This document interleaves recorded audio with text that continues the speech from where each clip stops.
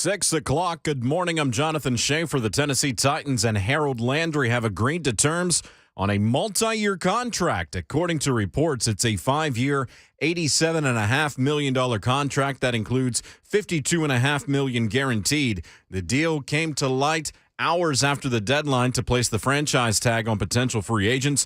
The 25-year-old Landry coming off his best season with the Titans with a career-high 12 sacks. Russell Wilson going from the Emerald City to the Mile High City.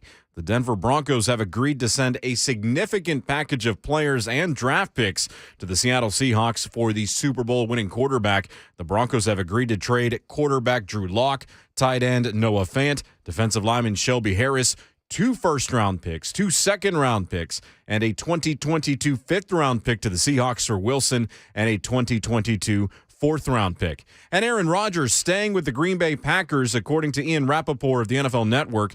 They've agreed to terms on a 4-year, $200 million deal that makes him the highest-paid player in NFL history, including $153 million guaranteed. The deal does provide some immediate cap relief for the Packers, although Aaron Rodgers said on his Twitter, those details may be wonky. That's according to Aaron. For all your foundation repair and waterproofing needs, visit USSTN.com. Breaking news at once. On your Over the Titans and the Vols, this is 104.5 The Zone.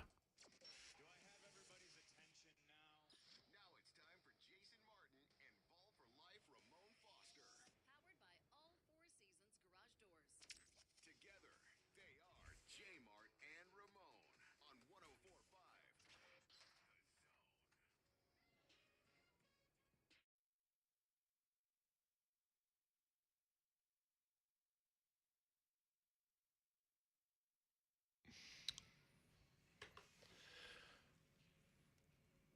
What's happening? Welcome in. JMart and Ramon, 104.5 The Zone, powered by All Four Seasons Garage Doors in Nashville. All4seasonsgarages.com. Go there to learn all you can. 11-year NFL vet, Vol for Life, Ramon Foster, Jonathan Schaefer, Jason Martin. Oh, man, it's cold today. Oh, You cold today?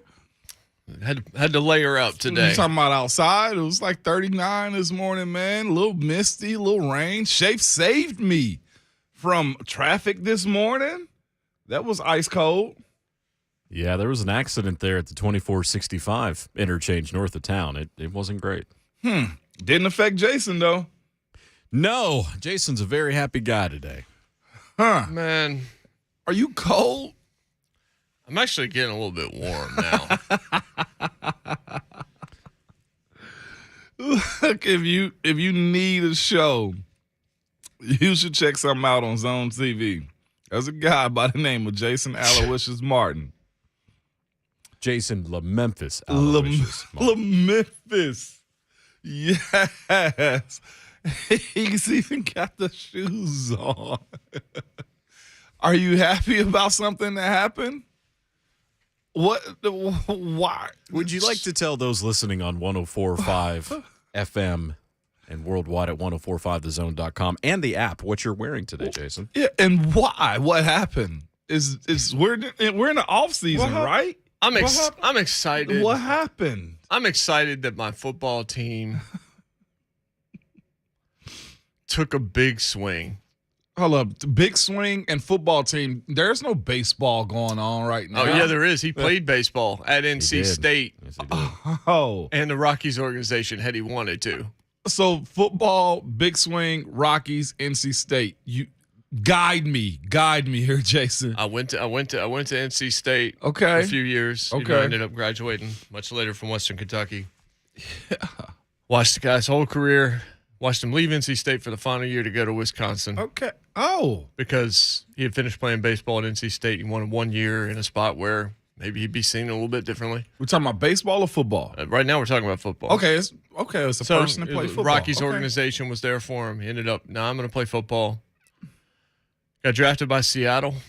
Oh, so now we're going to the Legion of Doom? Is there a Yeah. guy? Okay, that area. Okay. Seattle beat my football team badly in a Super Bowl. But I love this guy. He's one of my all-time favorite players. He played at one of the schools I went to. Yep. big faith-based guy. Mm-hmm. Just love him. Okay. Absolutely love this dude. And I've had to watch him play for a team for years and years, one that just dominated me at a Super Bowl, and then was what I thought was saddled with an incredibly bad offensive coordinator and a conservative offense, not ever really unleashing what you might be able to do with the guy. And then yesterday was Aaron Rodgers' day. Mm-hmm. It was on 3-8. But Russell Wilson got engaged at his wedding, as I heard it put earlier this morning. That's good right there. Russell Wilson's a Denver Bronco. We kept all our receivers. We have a tight end behind Noah Fant that we really like. You're getting the 9th pick and then a first-rounder from a playoff team. Is there a mouse in your pocket? Yeah, there is. There's a daggone mouse. When did he learn French? It's obviously Oui. it is, like you're taking a swing. It doesn't guarantee anything, but plan A for the Broncos was Aaron Rodgers or Russell Wilson. It was either one. It's like, we're going to get one of them. That's the plan. That's our plan A. Ron Rivera at the Combine said the Commanders were going to do everything they could to get a quarterback. They did. They offered 3 first-round picks. They tried. Russ said no. He had no trade clause. But he was all about going to Denver. And Seattle ends up getting – looks to me like Seattle's resetting unless they're looking at Deshaun Watson. Yeah, there's a Friday date that everybody's got an eye on right now. Yeah. And yesterday's price is not today's price when it comes to moving a quarterback anymore. That's right. So you think about this, and I'm just going to read this directly from the article where I saw it. You think about what the Rams did last year. Well, Denver has decided they're going to do something similar. But if you look at Stafford and then you look at Russell Wilson, Stafford was 33 one-time Pro Bowler, no playoff wins before last year. They gave up 2 first-round picks, a third-rounder, and Jared Goff. Yeah. Wilson's 33, already won a Super Bowl, 2-time conference champion, 9 Pro Bowls. They gave up 2 first-rounders, 2 seconds, a 5th, Drew Lock, Shelby Harris, and Noah Fant. Noah Fant. Noah Fant's excellent. I like Shelby Harris, too, And as a Shelby defense. Harris is I a like, solid player, too. It wasn't like they're throwaway guys. I mean, Shelby's a little bit older, if I'm not mistaken, on his age. Noah Fant could still turn into a really good tight end. Didn't he make Pro Bowl last year, I thought?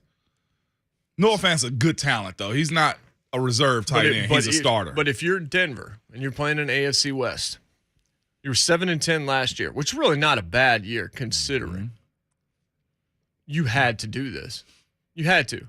You weren't even in the boat of a Tannehill that maybe some of your fan base could believe in, but you're not coming off a number 1 seed. You're dealing with Mahomes and Herbert. That's 4 of your games every year.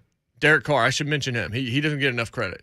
No, he doesn't. Six games right there, okay? You had to do this. It doesn't guarantee that you're going to get anything. But Russ was done. We knew this last season. We said this will be his last year in Seattle. We saw it. The tea leaves with Dan Patrick, the tea leaves with Goodell, the tea leaves all through. What I did not understand at the time, did not realize, but have read numerous pieces about over the last day is Russ always liked Denver. He liked the Colorado area. He liked the Rockies organization and getting to know it over there. I did not know that. I thought he was a big market guy. I thought that's where he was headed, New York, somewhere like that. But he said he didn't want to go East Coast. But he didn't want to go East Coast. It wasn't bothersome. I was just wondering why. And clearly Nashville isn't East Coast now, or is East Coast now. I'm like, what happened there? I wonder, was there ever a conversation? There's probably no conversation to be had, honestly, right? When he said, I don't want to go to the East Coast, what he was saying was, there ain't a chance in hell I'm going to the Commanders, whatever they're called in Washington. That's true, too. Well, that's probably stating that one. You hot now, Jason? Take your blue satin Broncos jacket off now. Oh, and you got a Peyton Manning jersey on. Oh, and the Broncos hat. And the hat. Yeah. There you go. Oh, there's more. With another Broncos jacket. This fool got a tracksuit on. With the old school Sports Illustrated. And there's more layers. Followed by another Broncos jersey. Champ Bailey. And this got some wear and tear on it. Oh, you know that's game worn. Oh, wait. He's still stripping. Stop stripping. Oh, in that quarter zip up. Quarter of the zip. Denver Not what you're Broncos. thinking about, Hightower. Wait a minute. Oh, wait, You is there better more? not have a shirt come on. There can't be even more. I'm There's done with Jason. He's such a heel. You are in rare form today. By nature, he is a heel. Oh my God! And the Denver Broncos. So wait a minute. That You was take- 2 jerseys, 2 jackets, the T-shirt, Yep. 2 hats, Yep. and shoes. You got an orange and a blue hat. It's just obnoxious. This fool. And the shoes. You mentioned the shoes? This is just. I did. This is so Trash. It's just. It's just so ridiculous. I mean, Stupid. This is what's amazing about my football team. Sometimes you just get lucky in life. Braves just won the Super Bowl, right? Or the World Series. Denver, and we haven't been in the mix really in a while, okay? 2 of my favorite players that I had to watch play elsewhere, Peyton Manning and Russell Wilson. We took swings for both. Russ 3 years in advance of, we got a 36-year-old Peyton Manning. 33-year-old Russ has only missed 3 games in his career. And my favorite player ever, Elway, of course, is why I'm a Broncos fan, probably. Probably almost turned you off from being a Broncos fan, too. So you think about it. Getting to root for that guy now on a regular basis is just the best, man. It really is. So I had fun, and I put on all the layers that I could find at the house this morning quickly. You probably got some. so what was Abby's reaction to you layering up in all that Denver Bronco clothing? She thought it was funny. she kind of helped me with it. What's funny is it shows fandom in different ways because the windbreaker was a free Sports Illustrated gift with a subscription like a decade ago. Oh, wow. This shirt was a SI subscription renewal gift I remember from when years they used ago. to do those, yeah. The Champ Bailey jersey has seen better days because I didn't know how to launder it. So I'm just throwing it in the dryer and Just everything when I'm a tossing kid. it. It's just, It Yeah. just looks ridiculous.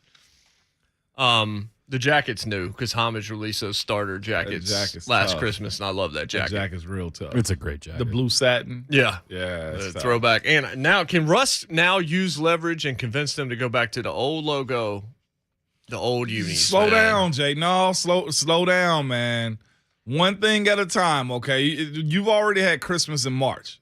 Like, slow down, man. You got all the jerseys. You don't need to see Russ in all the jerseys too, Jay. Let's see him win first. How long do you think it's going to be before there's a Russell Wilson jersey on Zone TV? About 2 weeks. The deal ain't through gonna until take the them all. 16th. He hadn't picked a number yet, but there'll be a press conference after the 16th? yeah. 16th. So probably a couple weeks away, but you'll see it. You will see it by May. You're definitely going to see it on Zone TV. But I'm excited. And the Aaron Rodgers sweepstakes is over. He's going back to Green Bay. He said the number wasn't right. That's what he told Pat McAfee. He's like, we're going to figure out the number. It's basically like what's being reported to not accurate. It's better for the team. It's a That's team because it friendly was an deal. obscene number, Yeah. so he had to spin it the other way. Like you said, well, we were talking about it yesterday. Like Pelissero, he's not going to be far off, right? Yeah, it was Ian Rappaport Ian, who originally my bad, came out Ian with the number. Rappaport. Yeah. Rappaport and Fowler both kind of at near the same time. And it's not going to be, I mean, what, 40 from 50 to what, 48? Is that what we're talking it about, probably really? came from your agent to Ian. Yeah, Come yeah, on. For real. Not saying it did, but probably. I mean, 153. I listened to Matt. I listened So to what's that, McAfee for a 51 good a bit year? yesterday, Yeah. and he and AJ Hawk were defending Aaron Rodgers so hard and talking about how just like everybody thought it was about the money, but look at this. I'm like, what? No, it's He didn't say that. it's Yeah, they still about did. the money. I mean, they were defending it pretty hardcore. I mean, that's their guy. But they were just talking about it's like everybody thinks they understand Aaron Rodgers, but it was very interesting to Yeah, hear. we do. How He that was confirmed it done. yesterday. It's about the money. And here's the thing. That's fine. It can be about the money. Well, I mean, just say it's about the money. let's be real. It is, but at the same time, where did he have the best chance to win a Super Bowl? Probably there. Or Denver. Agreed. Yeah, one of those two places, and I think those were it. I think those were the two locations. Agreed, but don't say it's not. Well, Just say it's I part agree. of it. is The all I I'm agree. saying. The money weighed heavy. Yes. Money. Look, the money That's what I'm mattered. You saying. can't say it didn't matter. Right. That's just dumb. Because if it didn't matter, he could have taken $35 million. And got more weapons, right? I do think the money itself is less important than what it represents, which is I'm the man.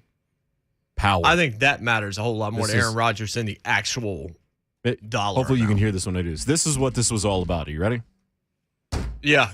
Nah, elbow. Dropped it on the table. The Ric Flair baby elbow. Yeah, elbow on the table. 615-737-1045. 737-1045. Titans news, of course, Harold Landry gets locked up. How you feel about? Well, yeah, We're going to of talk about course. that. Titans fans, how did you feel about yesterday in general. in totality? Because you now know if you had talked yourself into anything else, it's Tannehill. Okay? It's Tannehill. We know that. We don't know what John Robinson's planning on doing, but the money he just paid Harold Landry, that's big-time money. It's heavy cash. Big-time money. So how do you feel about that move? And how do you feel about how your team stacks up right now in the AFC? We'll tell you exactly what quarterbacks they have to play when we come back, including the ones they'll be playing on the road. Uh-oh.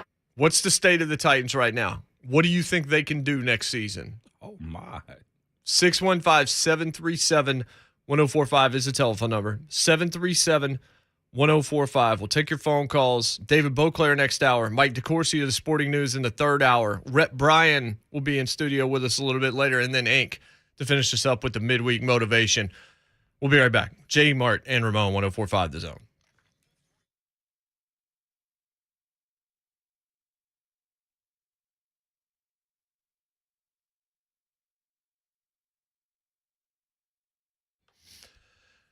Hey, I want to talk to you about Michael Ramsey and my pals over at PAI Medical and all the help they're giving to thousands of men and women when it comes to their hair loss. You want to deal with experts. You want to deal with people that know what they're doing and care about you. And that's PAI. There is nobody better. Surgical procedures, non-surgical. You'd be amazed at how far the technology has actually come. Those non-surgical options that can just kind of stop hair loss dead in its tracks and help thicken and fullen up what's going on up there. All of that stuff. It's like 20 minutes out of your day. It's not hard at all if you want to do the laser procedure. Nutrient-rich plasma. They got PRP. They'll extract it from your blood, concentrate it, reintroduce it into your scalp, and rejuvenate cells in your body. All these different things that they can offer you, whatever it is, they'll make a plan. You go and see them. You're like, hey, just take a look and see what's going on. They'll take a look, and then they'll show you some photos, and they'll say, well, here's what's doable. Here's what we can do. And you can look at that, and it'll blow your mind. It really will. I decided I would do it. I just met with the guys, and after having a long sports and faith-based conversation and just having a great morning with them, they showed me the plan, and I was just like, all right, yeah, let's do that. Let's thicken up the crown a little bit. That sounds like a good idea. And so I'm starting to see just the very beginning of that process that I underwent back in October, just starting to see it all start to come to fruition right now, and I'm super excited about it. PAI, love these guys. They've been in Nashville for over 25 years. All they do is hair. They're the very best at it. Take it from me. 615-376-6010. You will not deal with better people than you will at PAI Medical. 615-376-6010. Talk to Michael, talk to his staff, or visit them online. WeGrowHair.com. That's WeGrowHair.com.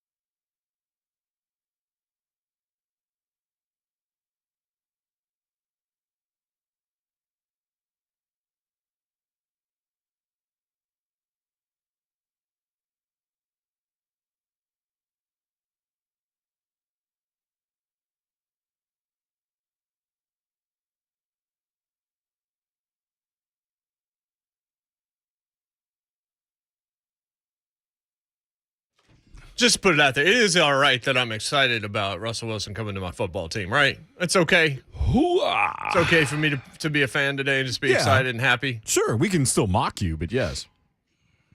Yeah, of course you can mock me. Yeah, Well, I mean, what is this show if not mockery? exactly. Harold Landry got broke off. Yeah, and he did. and look, did we say it on air? I think we did. We said he was going to get paid. Yeah. And we actually increasingly changed it from tag to contract. Yeah, we pretty much kind of heard that. that's what they wanted to do. It's a big number. Highest paid guy in the building. It's a big number, but last year, look, if he comes back and he does that, then I mean, you already know what you think you get him, what you think you're getting out of him. And you know how he works with your core. You're planning on keeping Jeff, KB, and you know how he works within this scheme. Yeah. And if you run that back, you should run that back. I'm just happy to see John Robinson and his team like keep hometown guys. Like he was brought here, drafted here, cultivated his career here, had one of his best years here in Nashville, Tennessee last year, and to see him actually see them buy into a guy. Because there's been so many guys get away. I know Byard's a guy that stayed around. Who's in Taylor? Byard and Taylor are the two long-term guys here that's been homegrown and you stuck with. Derek. Yes. Derek also. Yes. Derek. 3. The biggest Maybe names, more. yeah. Biggest names. I'd have to sit down But and you look at the think, rest but you of do it. think Yeah. about it. I mean, But we're Taylor even predates John Robinson. Yeah, but we're talking about the culture of just keeping this team together. People here in this fan base being Taylor's familiar part of with him. that. Yeah. No, I'm just saying more of that, where you keep your guys and not let them go into free agency, where you have like, what is that, breakup remorse is what we'll call it, losing Conklin, losing other guys that go to other teams, and you're like, man, dang. But how much remorse do you really have when you look at how those other players have performed once they've left Tennessee?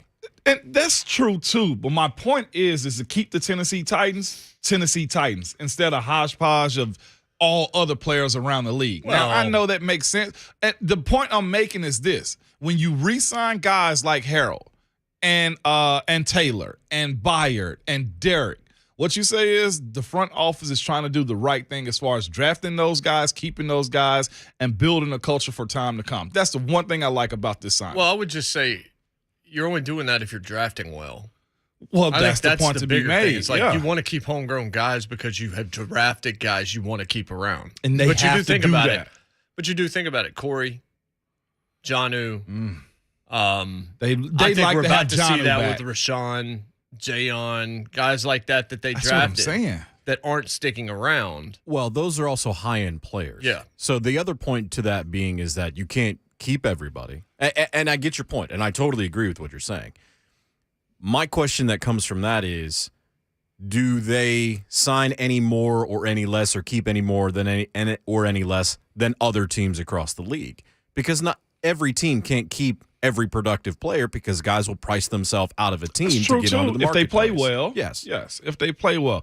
This is one of those situations where I'm like, high dollar guy, he had a really good year and they bought into him literally and figuratively, okay? I like the looks of this to whereas Harold could be a one team only guy. And I think for this fan base, as far as what we've talked about, sustaining a level of stability, you're able to keep your guys like him. Now, again, there's about to be a rebuild with the O-line and stuff like that. We'll see how those guys come along and stick around and what they decide to pick or if they decide to bring somebody else in. I just like this level of stability of having your guy stay home here in Tennessee. I like that. Well, again, you wouldn't like it if he was garbage.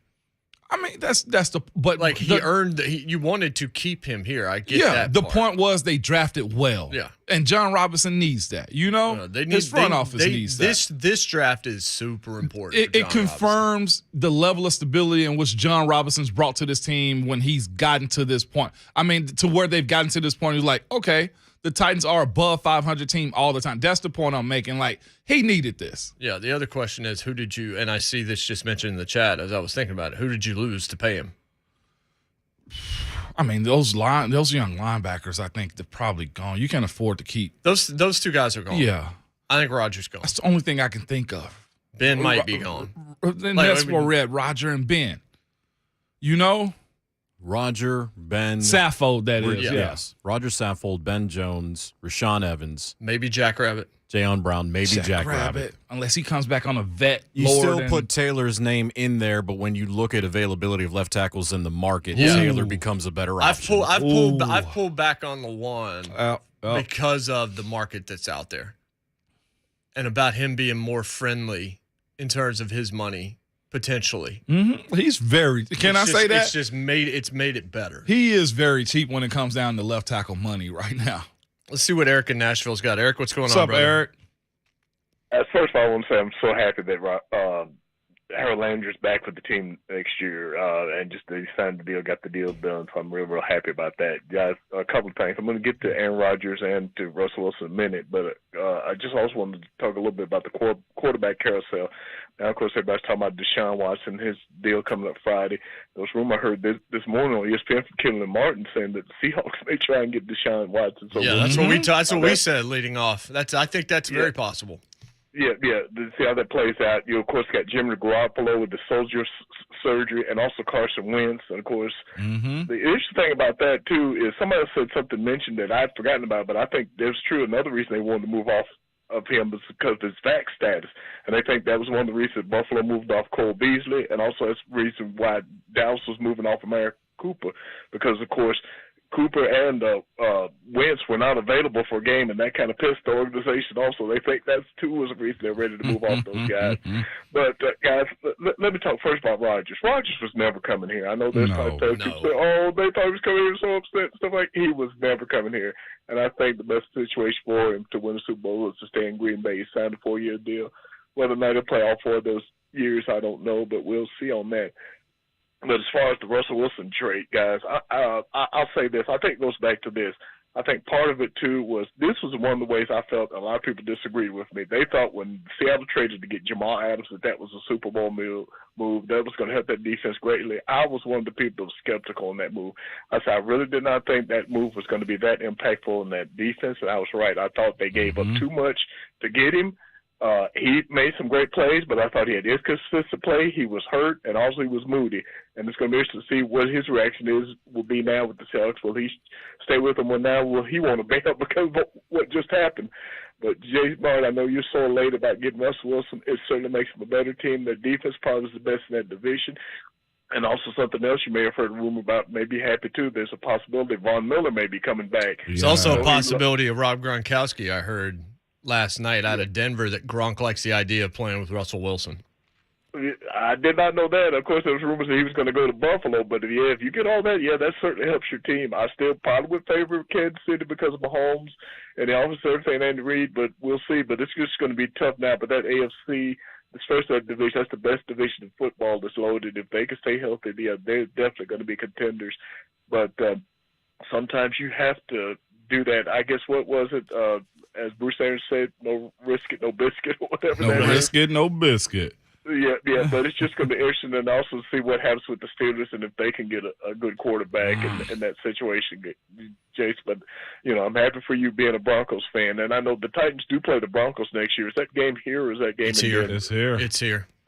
Yeah, I know you're definitely going to be. I'm very excited about being in attendance for that one. Hey, guys, y'all take care and have a great day. You too. You too. All right, so real quickly, and then we'll get to these 3 phone calls. The schedule for the Titans this year is difficult. The quarterbacks that they have to face out of the division, okay, so you throw 2 with Trevor Lawrence and Doug Peterson being his coach. Year 2 is usually when a quarterback starts to emerge. Peyton had one of the worst seasons ever as a rookie. Second year, they won 13 games. Eli famously had a terrible first year. Bunch of guys, you could go through the list, had bad first years, came back and were all about Josh Allen and Justin Herbert. Usually he didn't really blossom until year 3. Herbert had a good rookie year, but this would be the year you would anticipate Trevor Lawrence taking the right steps if Jacksonville does okay in the draft. With a full they off-season. franchised Cam Robinson yesterday. With a competent coach. Yeah, Cam Robinson got the franchise tag also. So you're going to see Trevor twice. You're going to see whoever the Texans throw out there. twice. Davis Mills maybe. Davis Mills wasn't bad. No, he wasn't. And Stretching it, though, but yeah. I don't know who the quarterback's going to be in Indianapolis yet. I tend to think it's still going to be Carson Wentz. What if they still make a move? What move are they going to make? I'm just saying, it's something away from Carson Wentz after giving up all of that. I mean, here's the thing. Do you want Mitchell Trubisky over Carson Wentz? I'll fight you. You got one known quantity? Well, it looks like Steelers are looking at Mitch Trubisky pretty hard, reading tea leaves and seeing what people are saying. Pain. He's going to be the guy. He's going to be the guy. I got nothing. No. They'll take a flyer on him like they did on Haskins. Out of the division, okay? And then I'll tell you which ones are on the road. Out of the division this season, the Titans, we'll see. Patrick Mahomes, Justin Herbert, Russell Wilson, Derek Carr, Aaron Rodgers, Josh Allen, Joe Burrow, Dak Prescott. And then they'll see Jalen Hurts, Daniel Jones, and whoever is playing for the Commanders. That's tough. Yeah, it is. On the road, they will play Justin Herbert, Josh Allen, Aaron Rodgers, Patrick Mahomes. They go to Kansas City, to Green Bay, to Buffalo, and to SoFi to play the Chargers. I'll say this, and I just typed it too. The waters on the AFC side of things is now filled with sharks. And like I said, I don't think anyone is going to dominate the AFC because everybody's going to get their crack at the apple because there's just too many good teams. It is finally, which honestly, unless like I gotta say this very like a lot of respect to Russ. Can I just say that too for not dodging the AFC West? Because in my mindset, I would have thought he would have went NFC East. Mm-hmm. Truth be told, well, I mean, you would easily win that division. That's what I'm saying. Like easily win that division, and that team could be you fit in Dallas, I guess. Come on now, like but let's be serious now. As long as McCarthy's your head coach, I'll take Rivera in a heartbeat. You see what I'm saying? Like that's the part of it too, and you would hope that they got Sean Payton in next year. But we're already firing McCarthy. That's what's so crazy in Dallas, man. But again, to that point, shout out to the competitive side of what Russ is doing now. I know, heck, he's going to get a nice paycheck. He's got a nice team surrounding him. But a lot of people run away from that and say, nah, man, path of least resistance means I can get to the playoffs, mean I can have a better shot at getting a ring. That AFC West, which the Titans play next year, is full of sharks, man. And not just the baby sharks that we see at the aquariums. No, this is Megalodon out here now. Like, I can't wait for this next NFL season. Like, it's that we've never I seen assume it's going to be exciting. We've never seen an AFC like that. And that. we've never seen quarterbacks move like this either. No. Or make or stay home with Aaron Rodgers like that. There's a lot of questions. I don't know if the conference has ever been that stacked at that position. No, ever. Chris in Manchester. What's going on, Chris? Man, what's going on, fellas? What's up, Chris? Good morning. So, morning. Man, I'm conflicted. Which one of y'all fools over there is savage? Because I thought it was Moan, but all of a sudden, Jason with all this Bronco stuff down to his underwear is, man, that's over the top, off the top rope with the elbow. Anyways, I'm glad for you, Jason. I actually like that move by them. I don't like how much they gave up for him. I think that's a lot, but they're going for it anyways. So, yeah, fair. And then on the Titans, to move on to that, a few weeks ago I called y'all a week or two ago, and I said, with that emotion that John Robinson was showing, I thought he would do something big. Man, I think I opened my mouth up too big. I think they're content with just staying where they're at right now and counting on that defensive line to win them something. But, man, with all these sharks like you're talking about in the AFC, that defensive line can't stop everything. And I don't think our secondary is good enough to stop these quarterbacks. So what are we going to do on offense to score with these guys? Because we're staying pat with the OC. We're staying pat with the quarterback. We're staying pat with the running back that just came off of injury. Now you're going to lose your experience on offensive line. I ain't got faith now, brothers. I don't have it at all. So I want to know what we're going to do to score with people because I don't see it. I might be negative Nancy, but I ain't seeing it. Wow. I'll hang up and listen to you guys. Great point by our guy right there. And it's that part. Adam brought it up in the chat. It's like, we're talking about these Sharks, but what about this Titans defensive front? Now, he made a very good point by saying, I love this defensive line, but how secure do you feel about them stopping them week in and week out with the teams and the quarterbacks that you're about to see? Not saying that they won't do a very good job with this defensive line and this defense, but you don't know if Cunningham's going to be here. You still got to figure out the back end of the secondary and how that's going to work out. Is Caleb Farley going to be a part of it still? Jack Rabbit, what's going to happen with him? The defensive front is freaking phenomenal. It is. But the point that he just made up on that call was, how we going to score with these teams, though? I find we assume anyway. What I find interesting about that topic, this team's offense 2 years ago was one of the best in the league. With the same quarterback, with the same number one wide receiver, with the same number one running back, with almost the same offensive line. Like, this team scored over 30 points. They averaged like 31 2 years ago. Mm-hmm. Last year it dropped a bit, but they also had massive injuries. Mm-hmm. I think it's weird because we've been on one side on Tannehill, right? We've taken all these phone calls about him. But Tannehill has proven himself at times to be more than capable of putting up a ton of points when necessary. Mm-hmm. You know who your quarterback is going to be, and you know who your team is. And that guy's not as sexy as a lot of the other guys in the AFC in terms of name. We know that. They averaged 30.7 points a game in 2020. Also, it was fourth in the NFL. Exactly right. Last year, they averaged 24.6. That was 15th. That's a nice big drop. Defense held up his end of it also. Still won the AFC South. Everything was still in check. What you know is the defense is going to have to be really good. How long? Well, I'm just saying, like, they're going to have to be good, and they're going to have to be good virtually week in and week out because these are going to be shootout games no matter what. Your team had 11 sacks, right, against Joe Burrow? Mm-mm. Nine. Yep. They lost the game. However you want to say it. Oh, it was this interception here and there. Right, but that is a play that happened in the game, and you lost that. Well, let's game. tweak that just a little bit because the biggest issue when it comes to this offense, and yes, injuries decimated this offense. Yes, it did. did. No question. Sure and did. you had a different OC. You did. Ball security. Yeah, that's right. If the defense does its job and the offense has better ball security, again, it was that -2. -2 to me was the biggest number on this team last year. When their turnover margin was more than -2 in the negative, that's when things went awry. They are always going to be in it. They're always going to be tough. It's always going to be close in the fourth quarter, relatively speaking, of course. Mm-hmm. Ball security. Yeah, That if you is win the the biggest turnover issue battle, for you can the beat Titans. anybody. Yep. If you lose it, you're probably going to lose. Right. Sean and Brian will get to your phone calls first, right after the break. JMart and Ramon, 104.5 The Zone.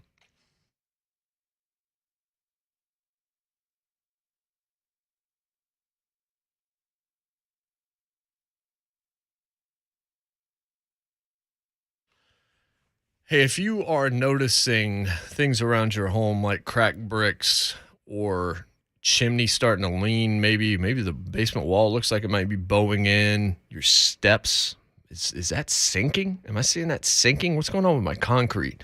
All these are foundation issues. They're possible foundation issues, I should say. And that part is important because you don't know what you're looking at. So you got to bring out somebody that's going to tell you. And you always in the back of your head are just like, are they going to tell me the truth? Or do they just want to separate me with something from my wallet? Well, I'm here to tell you United Structural Systems is willing to come out, give you an evaluation, tell you what's going on. And that might include, hey, right now, nothing's going on. We might want to keep an eye on this over here, but right now everything's okay. That is peace of mind that I would pay extra money for every single day of the week. These guys are so good at what they do. They've been right here in our community for over 25 years. Integrity and reputation off the charts. And again, in our community, not a franchise. They care about this area. They customize solutions. That's what they are, is problem solvers. They're not problem creators. And that also means financially. They're going to tell you what is going on. They're going to give you a free estimate. You're going to know exactly what's going on with your home before you even have to make a decision about it. And then they finish that job before you ever have to pay a cent. That's why. Now over 22,000 satisfied customers, a 100% customer satisfaction rating is out there for you to claim at 615-227-2275. That's 227-2275. That's the telephone number. You can visit them online at ussTN.com. These are the best kind of people because you can actually trust them. It's United Structural Systems. Again, 227-2275.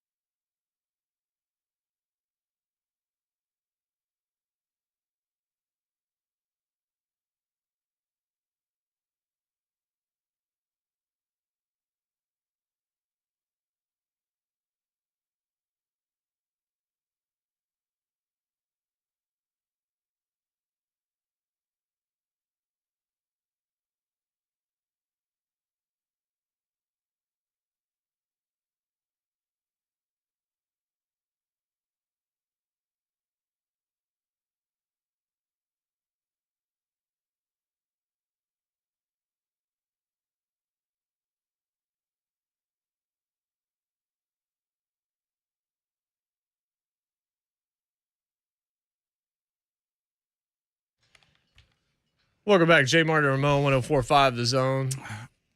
My song today. Dude is back. Got all the outfits today. Tell the whole world is back.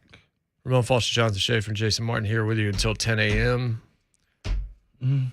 Get these two phone calls. Sean is in BG. What's up, Sean? What's up, Sean?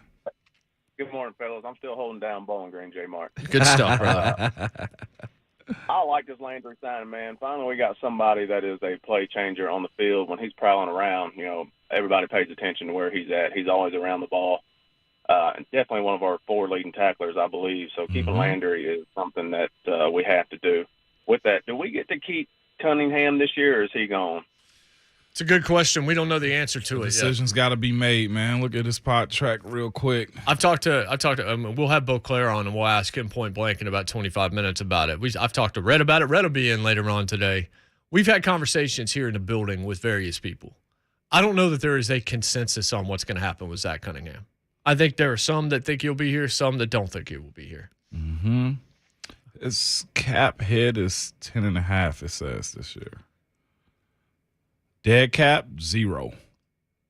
So if you cut him, you have nothing, right. You know?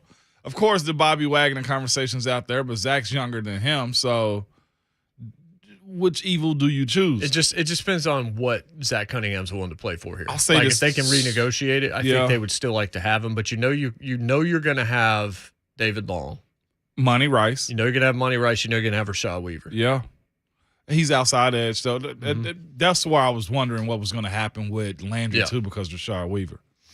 Weaver could have made Landry expendable, but I think having both the guys is probably the right call. And at ACL too. Right. Yep. I don't know the answer on the Cunningham question. I think that he played well for you and wanted to be here and showed it and was really good against the run. Mm-hmm. Question is, how valuable is that against all those quarterbacks? His dead cap is 0. Yeah, I mean, that's why you can just walk away. You had him as a mercenary, basically, because you didn't have to pay him much to get him here. Yeah. He came here, helped you out.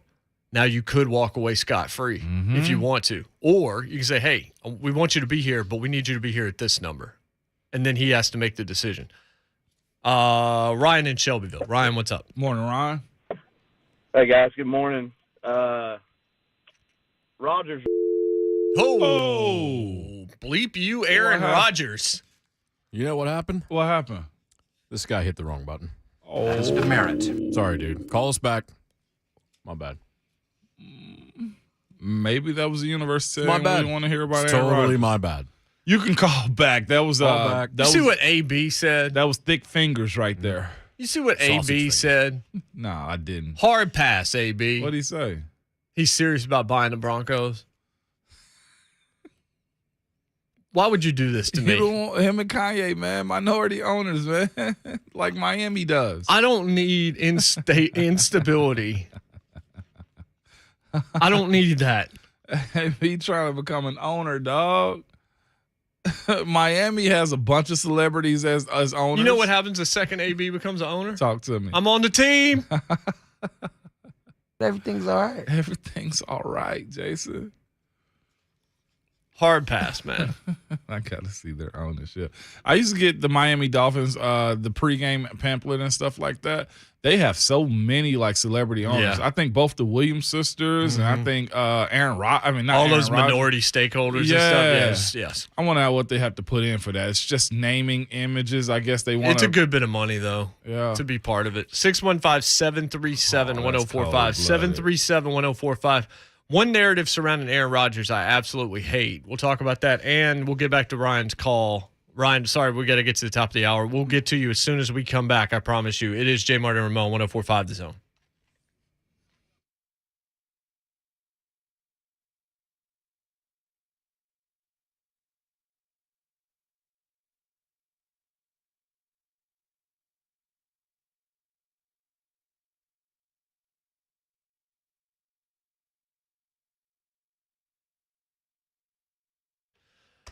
Get the luxury watch you've always dreamed of this weekend at Genesis Diamonds. I'm talking Rolex. I got the email from Genesis yesterday, and I saw the Rolex in the shot, and I'm like, I mean, I've been wearing an Apple Watch for years and years, and it's an awesome watch. Also always wondered about what it would be like to own a Rolex. So maybe Abby's going to wander over there and pick me up one. Maybe not, but maybe so. You never know. But if you've ever wanted it, this is the time. Hosting a spectacular 3-day event, huge selection of pre-owned Rolexes. These are the ones you can't find anywhere. Genesis has them all. We're talking Pepsi's, Daytona Sky Dweller submarines, all of these things. And you can pick out a luxury pre-owned Rolex, get up to $3,000 in Genesis gift cards on top of it, plus 60 months special financing. Genesis Rolex buyers are also on site for this event. If you're sitting at home with 3 or 4, good for you, first of all. But if you want to sell it, you're going to get top dollar. Or you can trade yours out and get a different model. All Genesis luxury pre-owned Rolexes are hand-selected and rigorously inspected. In pristine condition, the selection has never been better. You don't want to miss a special pre-owned Rolex buy, sell, and trade event at Genesis Diamonds this Thursday, Friday, and Saturday. They did it last year. It was a big deal. This one's a bigger deal. This is my jewelry store. I want it to be yours. It's Genesis Diamonds and now luxury pre-owned Rolexes, Green Hills and Cool Springs.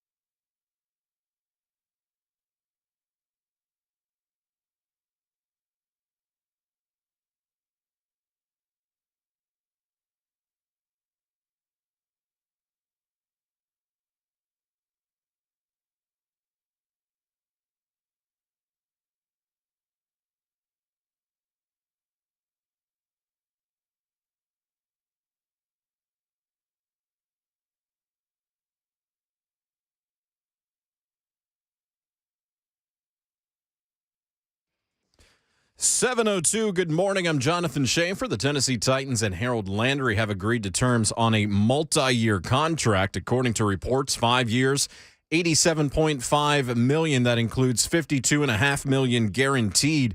The deal came to light hours after the deadline to place the franchise tag on potential free agents.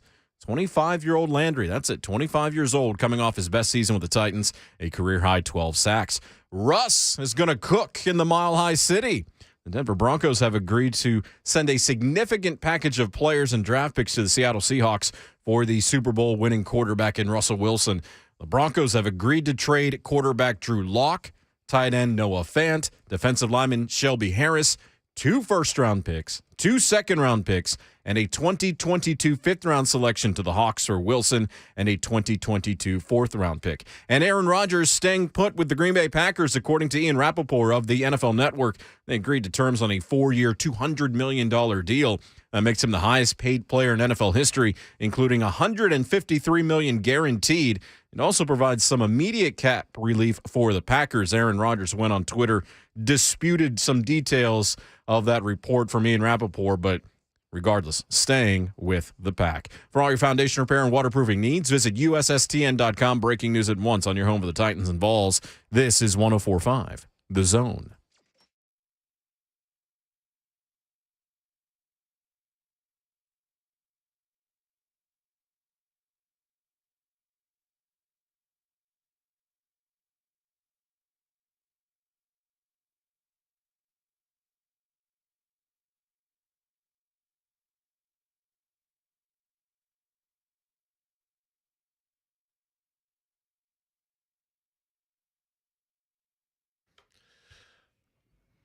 What's happening? Hour number 2, JMart and Ramon, 104.5 The Zone. Lifted up by our pals at All Four Seasons Garage Doors in Nashville. All4seasonsgarages.com. Go there to learn more. 11-year NFL veteran involved for life, Ramon Foster. Jonathan Schaefer, Jason Martin. At Ramon Foster, at Schaefer on Sports, at JMart Radio, at JMart and Ramon. Yeah. David Boclair, Sports Illustrated, will join us in the next segment. I want to get to Ryan since he was knocked off the line there in that last segment. Ryan and Shelbyville, what's going on, Ryan? Apologize, Ryan. Hey, guys. Shay's in good company. The only person that hangs up on me like that is my wife. Hey, there you go. Wait a But I minute. won't mention Rodgers again. Whatever. I don't know the love relationship there, but I'll steer clear of Rodgers. The Titans. I've played football my whole life. I coach football till this day. I've been a skill player my whole life, and I coach skill players. And Ramon, you'll appreciate this. The game is won in the trenches. Yes, sir. Regardless of the level, it's one in the trenches. And we've shored up the defensive line and the trenches there on the defensive front. We just got to shore up the offensive line, and I feel good. We're in a great position. And going back to that Bengals game, we are Deontay Foreman getting maybe 10 touches away from winning that game, I believe. Yeah.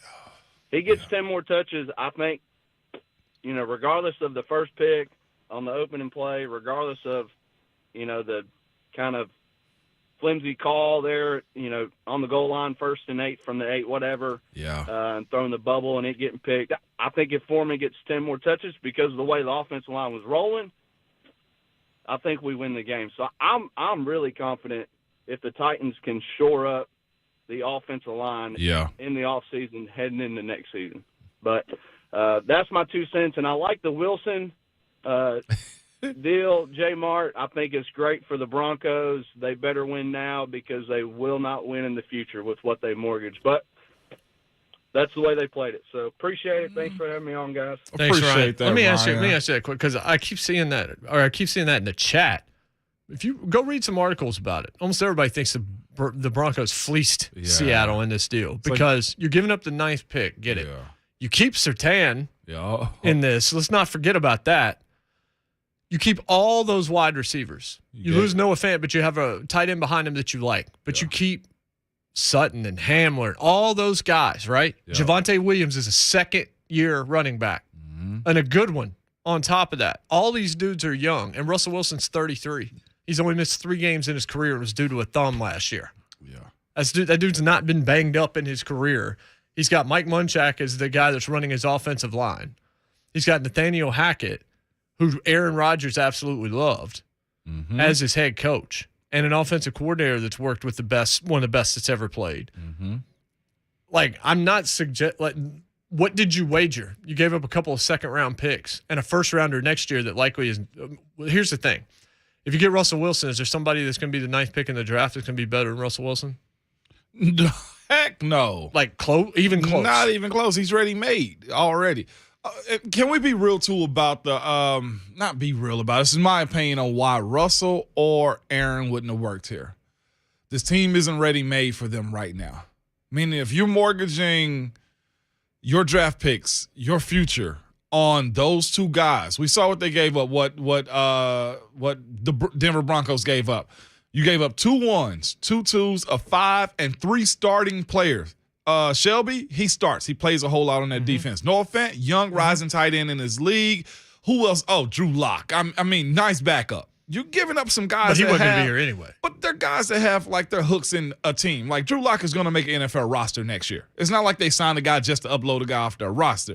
The Titans are in a position where there's volatility as far as the offensive line goes moving forward. You got to figure out what's going on with Derek too. And I know running backs a little bit more replaceable than they used to be in years past right now, but you still have Derek and got to figure out what you're going to do from what Ryan said with Foreman and Derrick Henry, the decisions that's got to be made there. Russ wanted to go to a team that knew how to use him offensively, had ready-made weapons. Like, let's be real, you got AJ, and even his fan base, I would think, has questions about Julio still. Yeah, and we don't even know if he's going to be here. Again, we don't even know he's going to be here. Let me continue on. No real tight end right now. And, of course, there's still free agency to get to.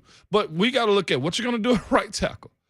Nate has to have a better year. Ben, we got to figure out what his price point's going to be. Roger doesn't becomes a cap casualty, and I think Taylor's the safest one of them all right now. So when we speak about giving up all of that to get Russ or to get Aaron, to those guys, I don't think it made sense for them to come to Nashville. Since we're on the back end of this now, let's make sense of that. Those 2 deals were never in play, and they didn't have picks that interested those teams. No.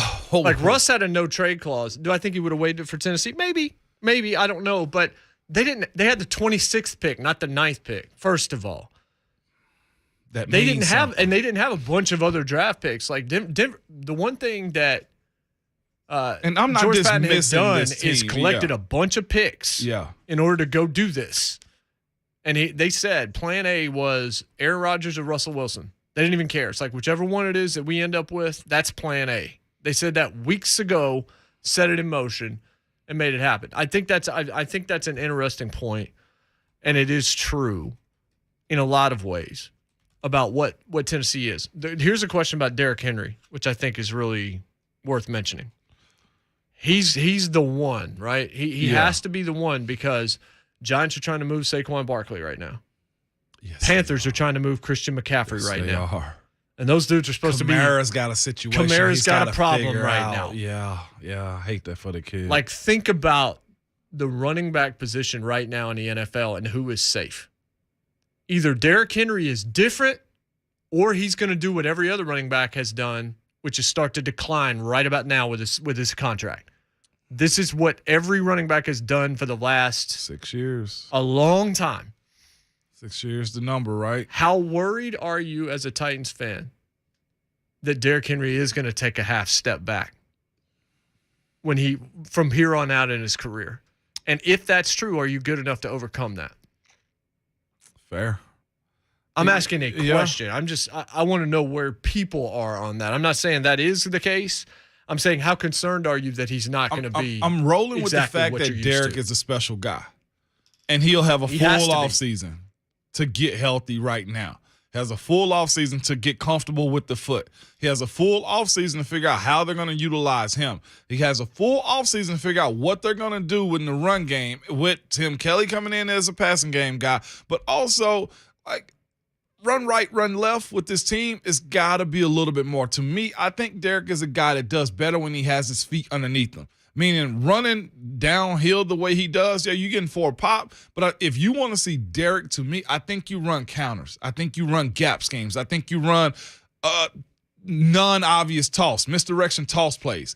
Getting Derek in spaces where I've seen Derek flourish more than the downhill 3 yards of pop. And I'm not saying you're wasting time doing 3 yards, 2 yards, 3 yards, 5 yards, 7 yards. And then he'll bust a 50-yarder. Okay, and towards the latter part of the game, he can wear you down. But if you're spending that much time running the ball, and I'm not opposed to running the ball, and you got teams now that are just slinging it down the field. The point that's got to be made is you sacked Joe Burrow 9 times in the playoff game, and he still found a way to dice you apart, whether it was negligence on the defense in the secondary, whatever the case may be. But if you can spin that ball downfield efficiently, are you taking that over a running game most times? It seems like the majority of the NFL is. The vast majority of the NFL Now, is. again, the Titans are a team that has said, screw that. We're going to do it our way. But I think if we don't learn from the first round or the divisional round or what happened in 2022, January 2022, then that's a big problem. That's negligence. That's being behind the 8 ball moving forward. I think Derrick Henry, 2,000-yard guy, isn't going to be your recipe for success. I think you've got to have a second dude. You have to have somebody else that can take some of the weight off his shoulders. Not because he's not capable, but because you're just asking for it. And I'm not saying – and you know what? More than 3 plays a game. Right. You know, with the stuff they try to do with Darrington or Foreman, right. like – it's got to be more balanced. It just does. Sir. It doesn't matter. It doesn't mean he's not great. It means you want him to be great in January more than you need him to be great early September. And big man, why? Like, he didn't dice you apart, but he made chunk plays on that last drive to set their field goal, their kicker up for a game-winning field goal. Yeah. Let's be real about that, big man. David Boclair of Sports Illustrated will join us on the other side. We'll talk about the Landry deal, what he thinks about some of the topics we've been discussing. That's next. JMart and Ramon, 104.5 The Zone.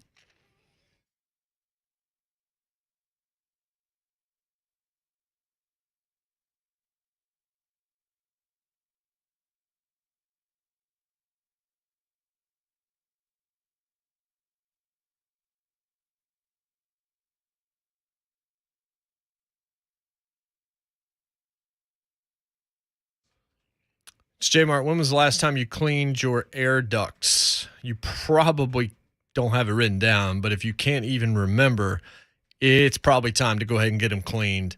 And right now there's a deal from Lee Company because, of course, there is. It's Lee Company. You can get 10% off your next duct cleaning with Lee Company today. Ducts trap dust, debris, pet hair, all sorts of stuff. And when you get those air ducts clean, you can enjoy fresher air, which is nice, less dust, which is nice, and increased HVAC efficiency. Whatever it is that you're spending at the pump right now, you need to save some money on energy somewhere. Efficiency in your HVAC means it's not overworking, means it's actually going to save you money on the back end. That right there should be enough for you to place the call today to Lee Company. 615-567-1000. 615-567-1000.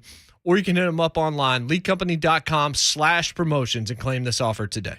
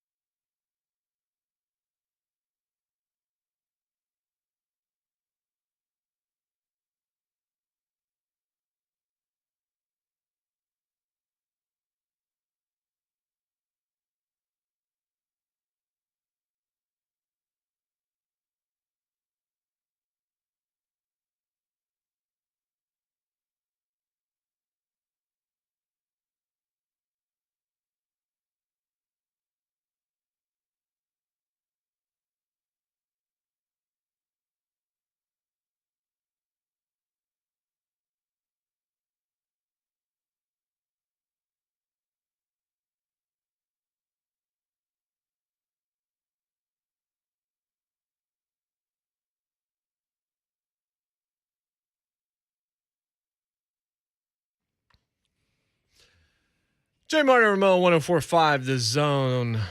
David Boclair coming up in just a second, but real quick, Chris in the borough. Chris, what's up? What's up, Chris? Hey, guys. Thanks for taking my call. The first question is, how do I become a cousin out of the borough? Because, I call in every day, and I give you guys a hard time about having a coffee journal, and I've, talked about, a lot of things, but just wondering how I could ever become Cousin Chris. But second thing is, we talk about how the Titans had 9 sacks against Burrow, right? And then we had 5 or 6 tackles for a loss, and he had 18 incompletions. But what we fail to talk about is that Burrow threw for 400 yards against us because Janoris Jenkins is terrible. He's honestly, the one interception against San Francisco, he was in the wrong place. The guy was open on the other side. He just missed him, and he went the wrong way. But as long as Janoris Jenkins is lining up 15 yards off the ball so he don't get beat deep, we're going to have an issue with giving up yards. So I'd like to see them upgrade him, but also would like to talk about, Tommy Hudson is our tight end. He's on the practice squad, but the times that he's had opportunities to play, he's actually looked really good. Would like to know what you think about that. And my honest opinion, I think we go get a first-round receiver, and then we draft a tight end in the third, and then shore up our offensive line after that. Appreciate it, guys. All right. That's Cuzzo Chris. Cuzzo Chris out the Burrow now. That was some good takes, I thought. Yeah. Really good. So, solid, for sure. The Tommy Hudson's I don't know what to say, but you talked yourself into Firkser being a guy, and he wasn't a guy. Are we going Mason Kinsey with this right now? You know what he also talked himself into is the fact that you need a quarterback that can spin it down the field consistently in that playoff game. Yeah. That's what he also said, too. Yeah, he did. We didn't miss that part. No. It always comes back to that. No matter where we go, it always comes back to that right now. Like you asked me during the break, Mo, and you're like, so do you think Titans are just going to be crazy aggressive in free agency? I'm like, they can't get a quarterback, so the answer is no. They can't get a quarterback that matters. And they're running with their guy, and that's it. So the biggest swings you're going to take are they going to be bigger than the ones you took last year? Where you paid Bud and paid Julio and missed a lot of what moves are you making that are bigger than those moves? Yeah. I'm not suggesting that you couldn't have won with that team last year. I'm suggesting if you're expecting some super aggressive free agency, I don't see it. I just don't see it. I think they're going to run it back as much as they can. Now, to the Marshman Real Estate Hotline, where David Boclair, Sports Illustrated, awaits. What's going on, Bokey? Bokey! Gentlemen, how are we doing today? Ooh. Pretty good. So assess this. How good and or bad yesterday was for Titans fans when you consider the 2 quarterback moves. Some had tried to talk themselves into one of those guys being here.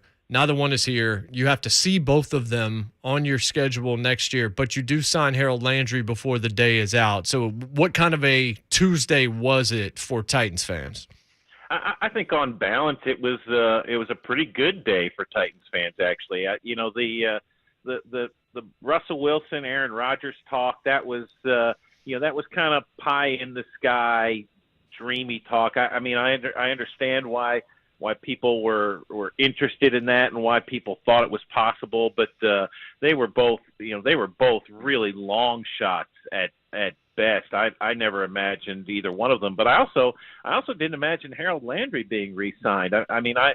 It's not surprising to me that the Titans wanted Harold Landry back. It's not surprising that they value him in the way that they valued him, but to be able to spend that kind of money to keep him, I didn't know that they had it. To the point you were just making, Jason, they're already over the cap right now. This pushes them farther over the cap. That the other shoe's going to fall here at some point in the next week or two, where guys are going to have to be cut from this roster, similar to last year. But it isn't like last year where a lot of people thought, well, they're never going to let Jonnu Smith go and they're never going to let Corey Davis go, and they had to let both those guys go. They couldn't basically couldn't make a competitive offer. They decided they're not gonna do the same thing this year, and I think it makes sense from the perspective of you don't see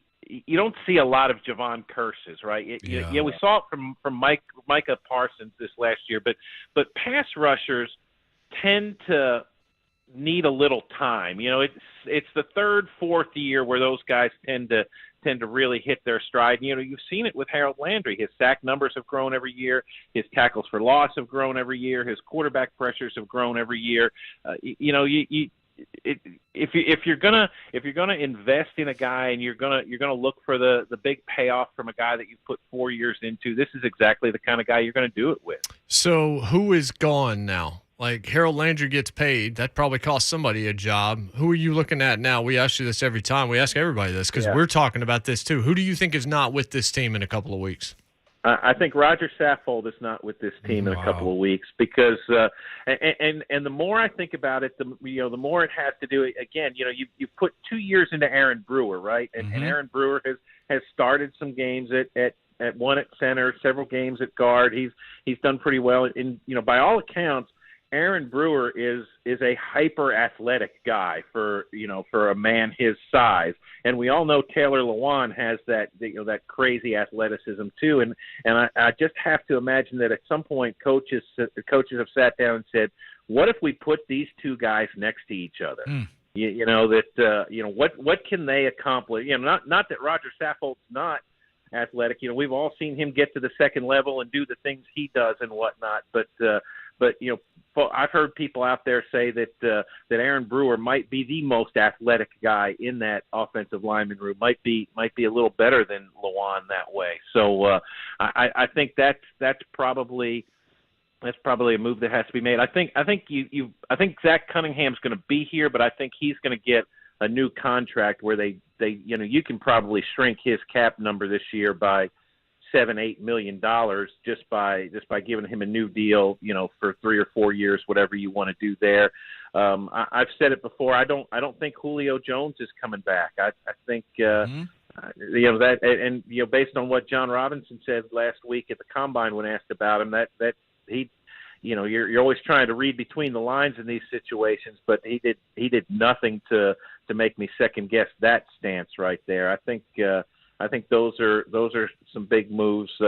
Jackrabbit Jenkins is a guy you probably need to move on from and gamble that Caleb Farley's going to be healthy, which is a really big gamble at this point. But that's why you drafted him in the first round last year.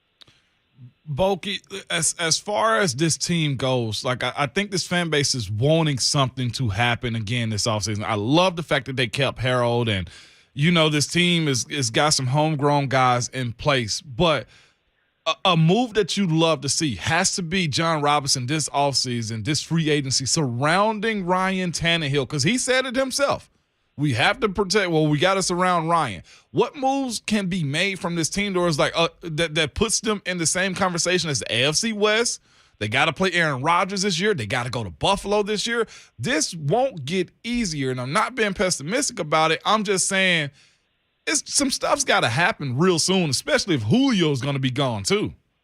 Yeah, I think tight end is sort of the big move. You can make a big splash with Rob Gronkowski, obviously, in terms of name recognition. How much do you trust him at his age, and what's his enthusiasm level about playing without Tom Brady?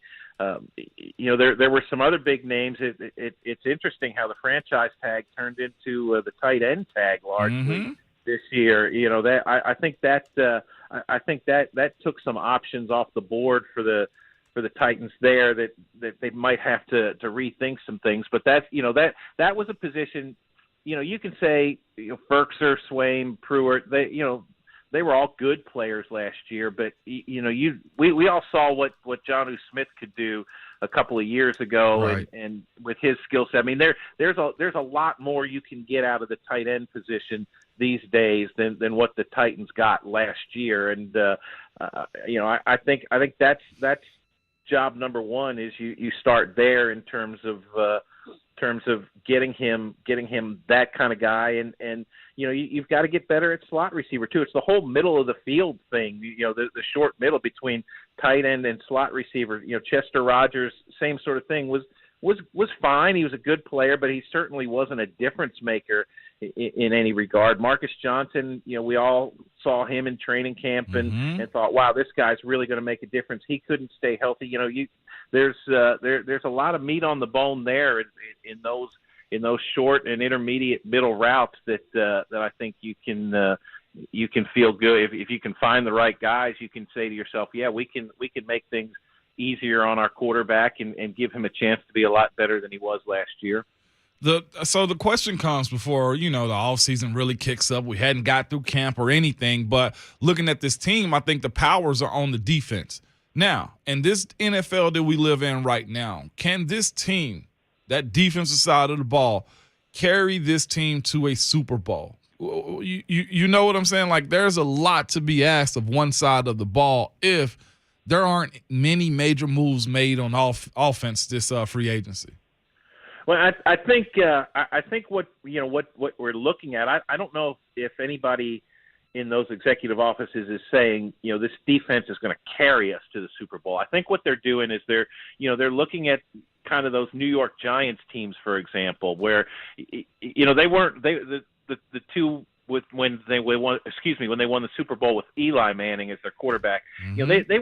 They weren't dominant teams, but they could get after the quarterback, right? And we saw it last year. What this team, the big step this team made, and now you're thinking, okay, you got Harold Landry back, you've got Jeffrey Simmons, who is another year older and better, and he's playing with Danico Autry, and they know each other that much better. And you've got Bud Dupree healthy. I mean, I'm sure they're thinking that all we need to do is get up on teams a little bit and force them to throw the ball, and we will be getting after the quarterback. No one's going to come back on us late, because if they have to throw it 10 times in a row in the fourth quarter, we're going to sack them a couple times. We're going to get them behind the chains. They're not going to be able to overcome it. So I think that's what it is. And in a worst case scenario, say if Derrick Henry is not the Derrick Henry that we all remember, he's probably still going to be good enough to run a 4-minute offense late in the game, right? If you've got a lead. So I think that's probably part of their thinking too. That they don't want to get into these high scoring contests, which they've won a couple of them the last couple of years, but they want to be able to make sure they're putting a quarterback on their back a lot more. And you go back to the playoff game, I'm sure they're thinking, we'll take 9 sacks every game, and we'll like our chances to win a whole lot more of those games than not. So because the Titans won the division, their schedule sucks, quite frankly, if you're a Titans fan. I was looking at the difference in schedule between Indianapolis and Tennessee. You're looking at Tannehill and Wentz. Neither fan base is just over the moon about their quarterback. They love their running back. They love their defense. They like their head coach. Like, there's a lot of similarities between those two teams. But where the Titans have to play Cincinnati and Joe Burrow, Green Bay and Aaron Rodgers, Buffalo and Josh Allen, those last two both on the road. The Colts play Pittsburgh, and we don't even know who their quarterback's going to be. And they play him at home. They play the Vikings and Kirk Cousins, and they play the Patriots and Mac Jones. They get both Patrick Mahomes and Josh Allen at home, also do the Colts. On paper, if these two teams are pretty close, that gives me pause as a Titans fan. Even though they play well against competition, the Colts are going to have a leg up on the schedule. I don't think there's any way to read it differently. Yeah, I think that's fair and that's accurate. And even though they didn't make the playoffs, I think the Colts are going to be one of those teams that's coming into the year with a ton of confidence based on the way they finished last year, and they're going to be, I'll be curious to see what their schedule looks like too, because they had that murderer's row at the start. They didn't handle it well. They started 0-3 and 1-4, whatever it was, and ultimately couldn't overcome that. And the off-season emphasis there is going to be, we've got to get off to a great start. We've got to win 4 of our first 5 or whatever, and to see if the Titans end up being in one of those games against them early, and if it'll be the one in Indianapolis, and who else they have there, what their chances will be to get off to a good start, because that's what they're talking about, and not in trying not to repeat what they did last year. And of course, the strength of schedules always change, between now and say halfway through the season when players get hurt and things don't work out the way people thought. I mean, hell, we looked at it, we looked at it last year and thought, wow, Arizona at home for week 1, the Titans will take that game every time, and what a disaster that was.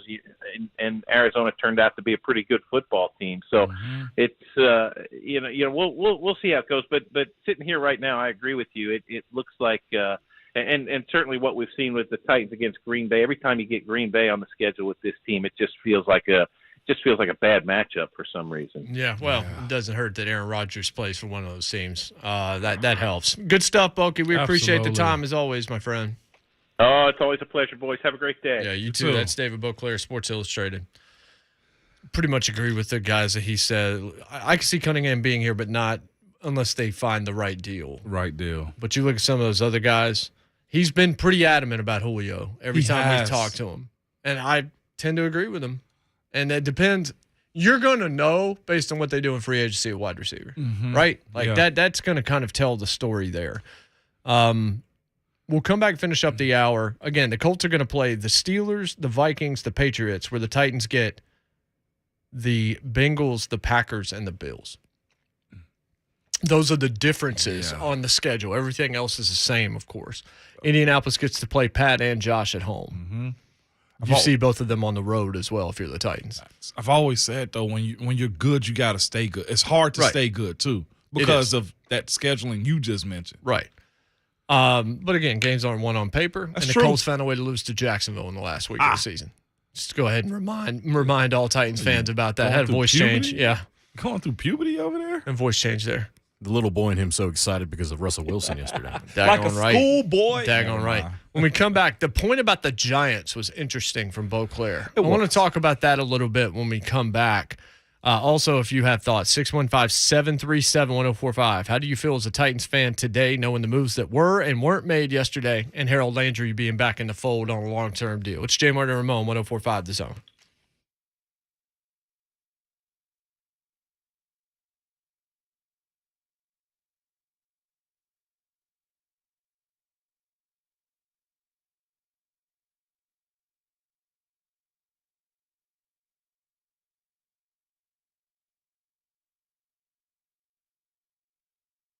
Mortgage interest rates are starting to tick up, but the guys at Home Loan Expert are still locking their clients in at historic lows. So if you've been sitting on the fence to get a refi, or if you haven't gotten your pre-approved home loan locked in, let me tell you, now is the time. Like, stop waiting for a lower rate because, trust me, they will not stick around for much longer.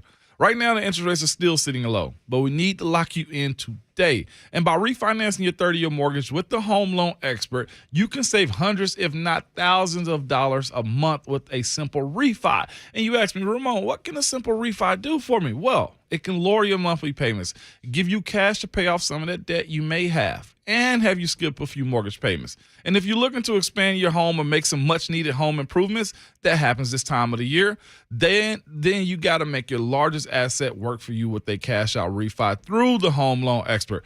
Last year, the average homeowner brought in $52,000 out of their refi, okay? So if you've been sitting at home for months also, people are looking at new homes in your area, and they are selling fast. So getting pre-approved is key to finding that dream home. At thehomeloanexpert.com, they can lock in your interest rate, project your payments, and get you pre-qualified. So when you find that right home, you can submit that offer and close on your dream home. Thehomeloanexpert.com are doing more home loans than ever and are closing purchases in less than 21 days. So don't wait. 21-day closing guarantee. Visit thehomeloanexpert.com.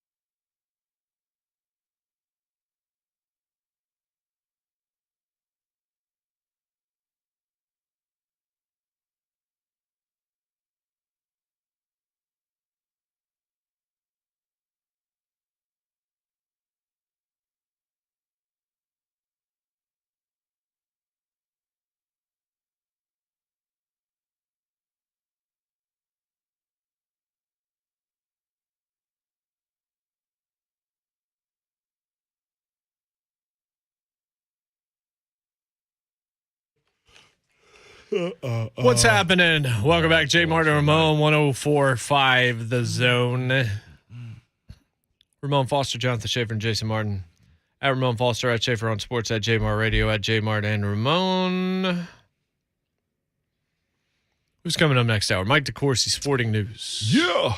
Get you set for college basketball postseason. And look, he's a Steelers guy, so we'll ask how he's going to feel about Mitch Trubisky under center. Or Mason. Shut up. By the way, speaking of basketball, too, big-time basketball. Bryant College, have y'all ever heard of it? Did you have them telling the fans, hey, we're going to let y'all come on the court, but let's get Wagner out of here first. Yeah. Let's let them get off. Do you know why the fight started? I don't know why the fight in the stands Nobody started. I don't said know. But I saw highlights of the game. That place was rocking, They man. said they've been building. Wow. They said their crowds have been like that for a long time. So that's the reason they announced it, Shafe, was we're going to let you do your thing. Those are my favorite type of events. Smaller school where the place is going crazy. Yeah.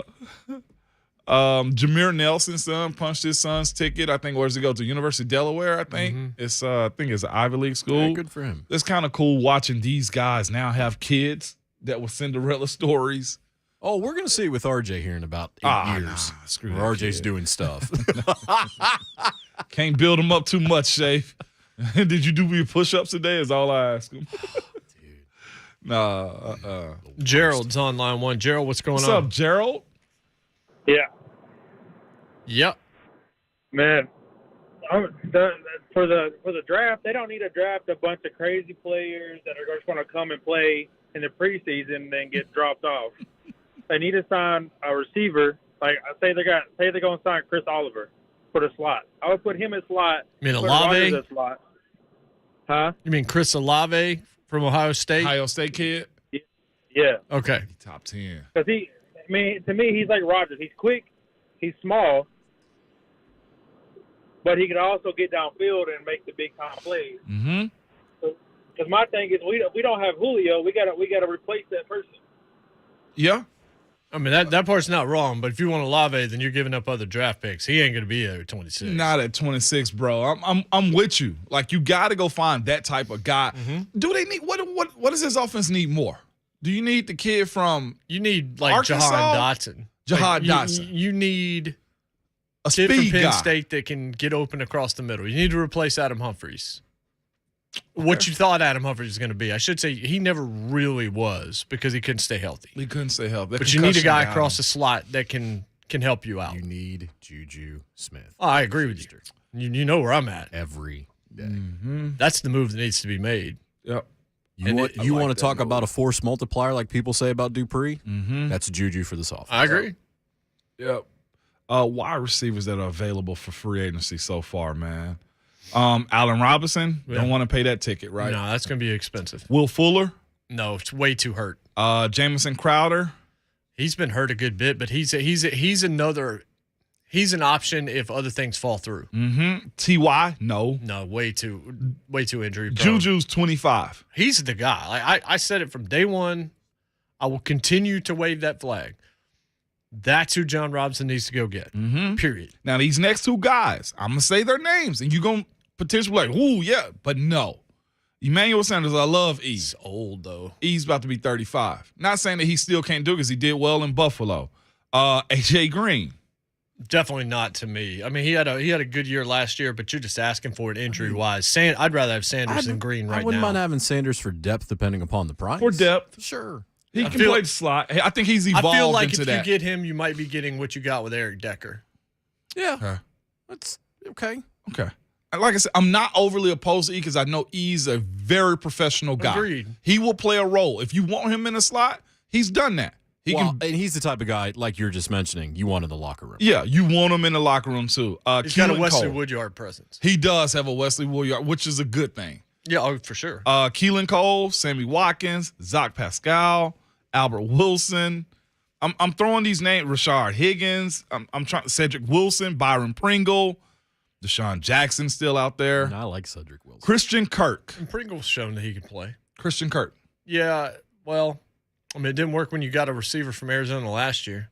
His value, that's another thing. His market value, apparently, according to Spot Track, is $11.8 million For a year? annually. No, you're taking Juju over that all day because you don't have to pay Juju that much, and he's better. An assumed deal for him is 4 years, $47 million. That puts him in the same conversation with Tyler Boyd, Corey Davis, Nelson Aguilar, and Tim Patrick. I need to see more from Christian Kirk before I think he needs to be mentioned with most of those guys. I'm throwing them out there, as far as what's available. That's going to be like, yeah, I can trust that guy. Like they have, again, who's the kid I was just looking at? Keelan Cole. I don't know a whole lot about Keelan Cole, but he's high up on this wide receiver free agency Jacksonville? list. Jets. Yeah. Oh, Jets. Jets wide receiver. He was undrafted by the Jags, too. There's a list of guys, but Juju's the answer. I tend to think the same thing. I think that's what they should do. That fits what this team does. He is a great number 2. And he can block for your running game. For what again, Shafe? For your running game. Yes, indeed. Yep. Can get open, physical receiver, young. You're going to get him at a good rate. He did have an injury last year, but he's not an injury guy. He did come back. Did come back at the end of the season. 615-737-1045. Halfway home, 2 more hours to go. Mike DeCourcy in about 20 minutes or so. You won't want to miss that if you haven't been able to get in so far this morning. 737-1045. How do you feel as a Titans fan today after the moves made yesterday elsewhere and locking up Harold Landry long term? It's JMart and Ramon, 1045 The Zone.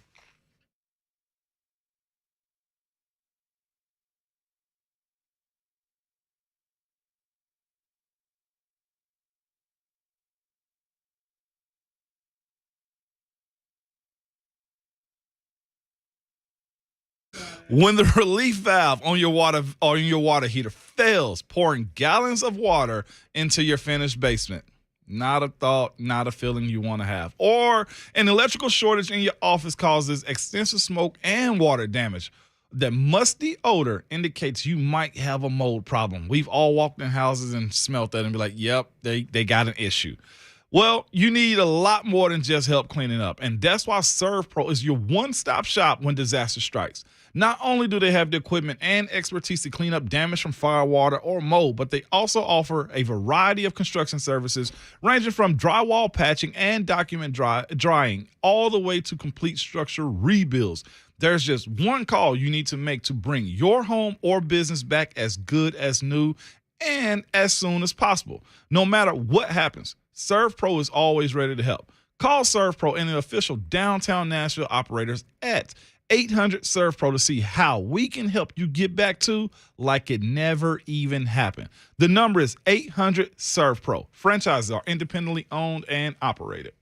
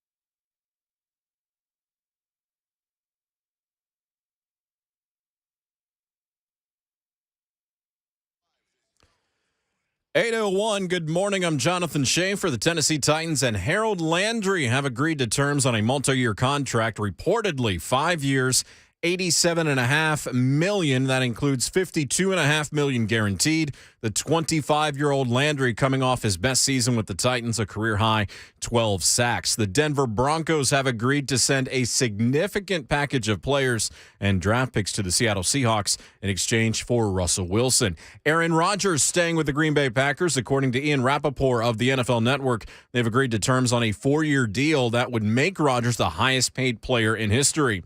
To the ice, the Nashville Predators defeated the Dallas Stars 2-1 last night at Bridgestone Arena. Roman Josi scored the game-winning goal with less than 2 minutes remaining in regulation. SEC men's basketball tournament begins today. We will join Mississippi, Missouri in progress starting at 6 o'clock tonight. Vandy versus Georgia is the late game. According to reports, LSU has received a notice of allegations related to potential violations in the men's basketball and football programs. And to the NBA, Grizzlies defeated the Pelicans 132-111. Ja Morant went 24-8-8. Roaring Foundation repair and waterproofing needs. Visit USSTN.com. Breaking news at once on your home for the Titans and the Vols. This is 104.5 The Zone.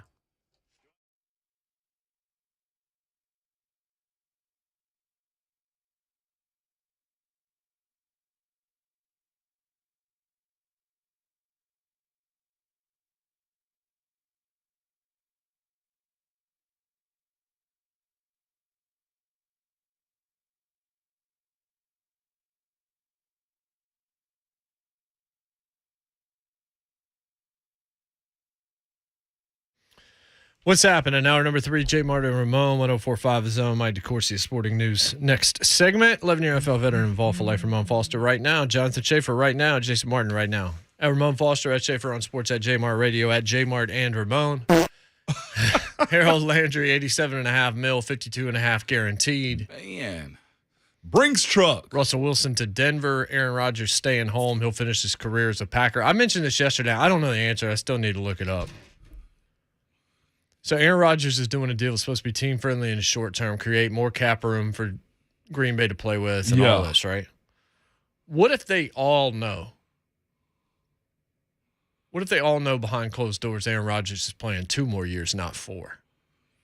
I still got 153. What is that, $75 million? What does it do to season? dead cap is what I'm trying to find. Oh. What I need to find out. Oh. I ain't got a clue. I'm really trying to figure out how if he retires in 2 years, has he saved the money on the front end with them knowing that the end of this contract is not going to be the same? So this is what Spotrac is saying. Spotrac, either way, tomato. Aaron Rodgers signed a 4-year, $200 million contract, we think, because he's saying otherwise, with the Green Bay Packers, including $153 million guaranteed.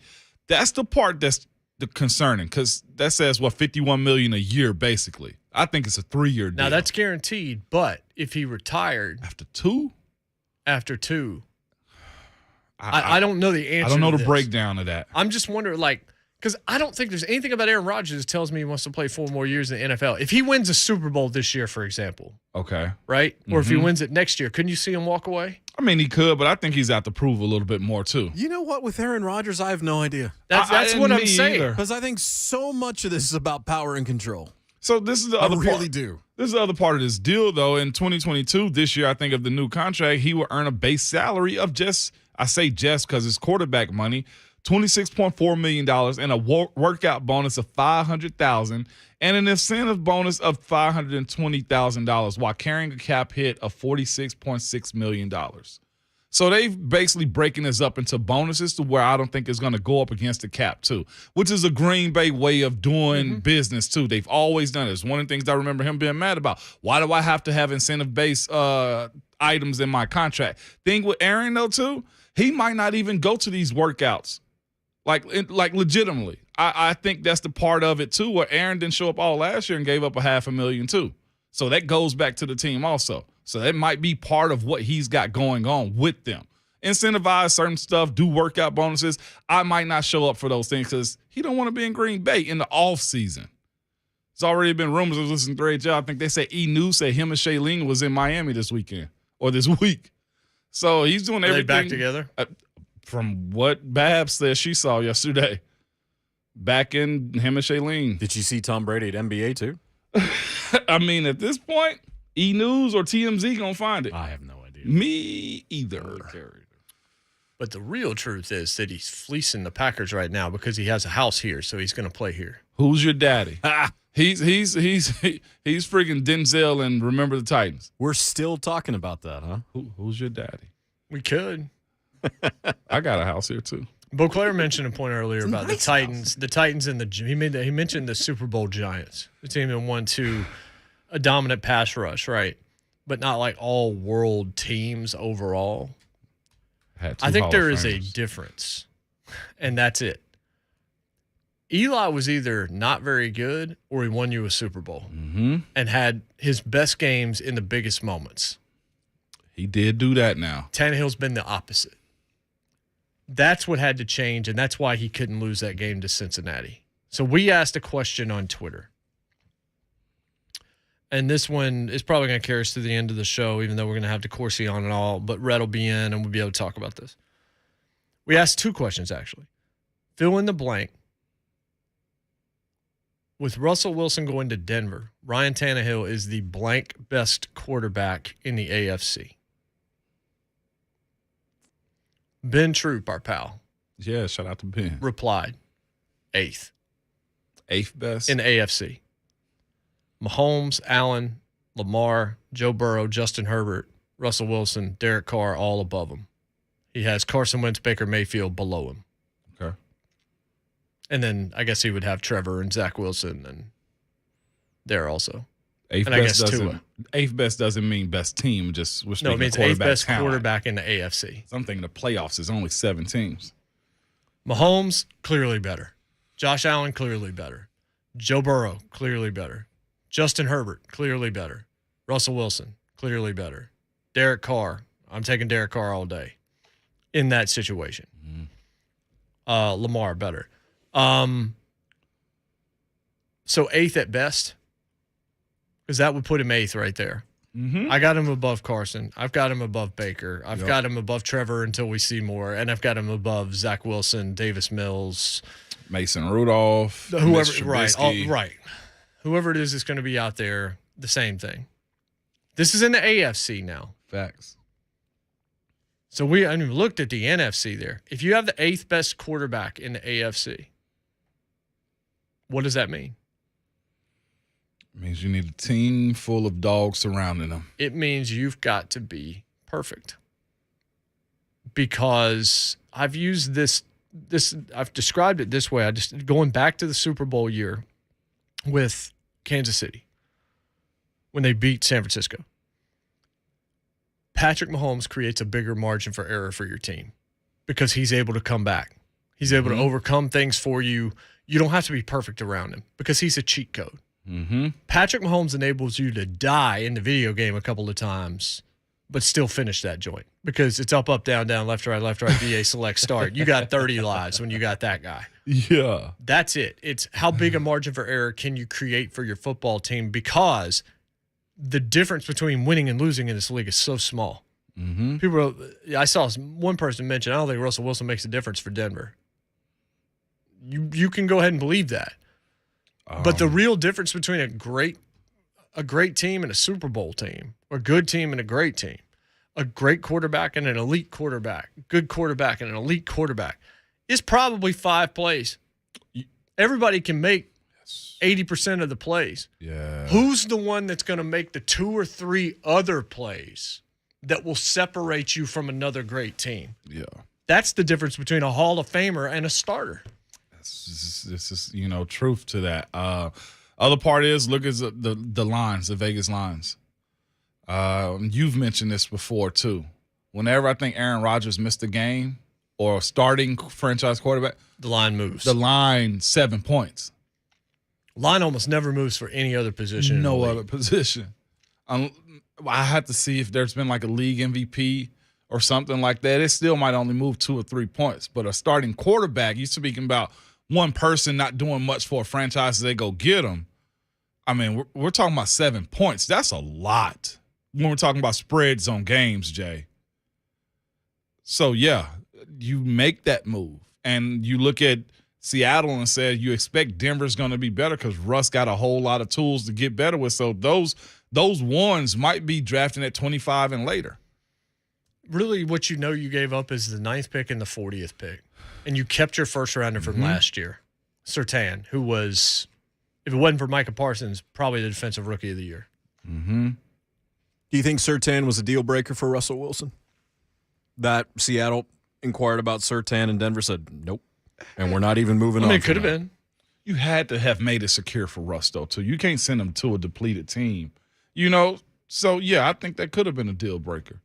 That's where Noah Fant came in. People are saying, are you saying that Matthew Stafford's elite? No, what I'm saying is the reason why you wager everything to go get Matthew Stafford is because of 3 to 5 plays that he can make that you don't trust Jared Goff to make in a crucial situation. Margin for error. Stafford wasn't perfect during the year by any means. He looked great in the first half of the year. Then they had a lull, but then he came back and he was able to make enough plays with everybody they put around him.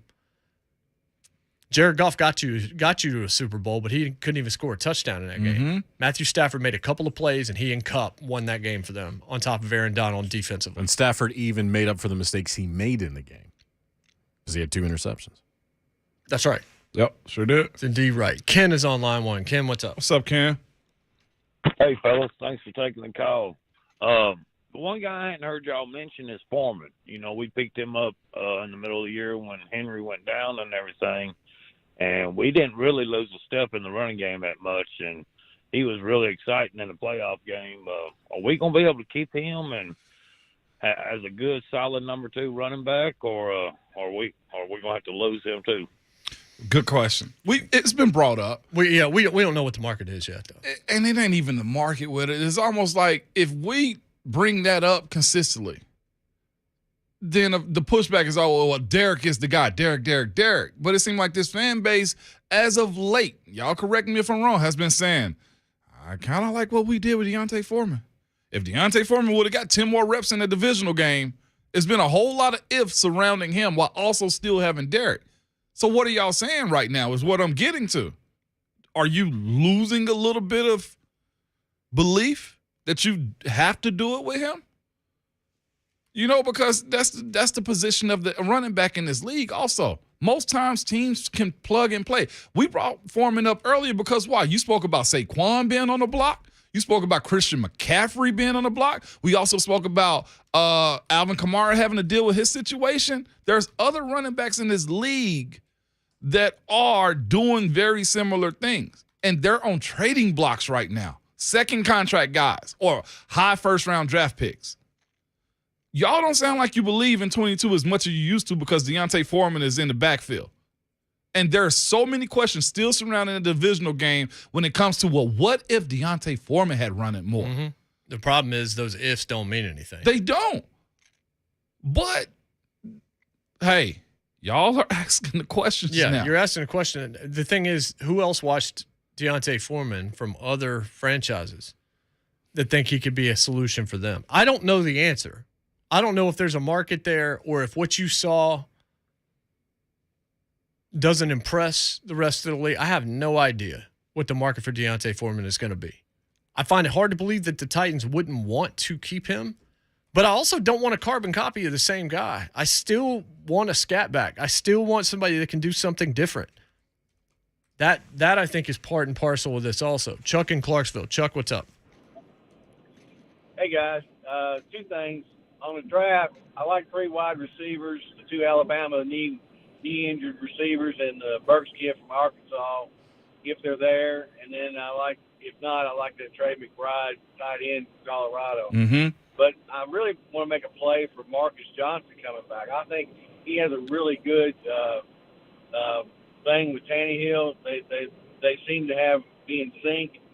And I thought, he gave us everything he had till he got his hamstring pulled.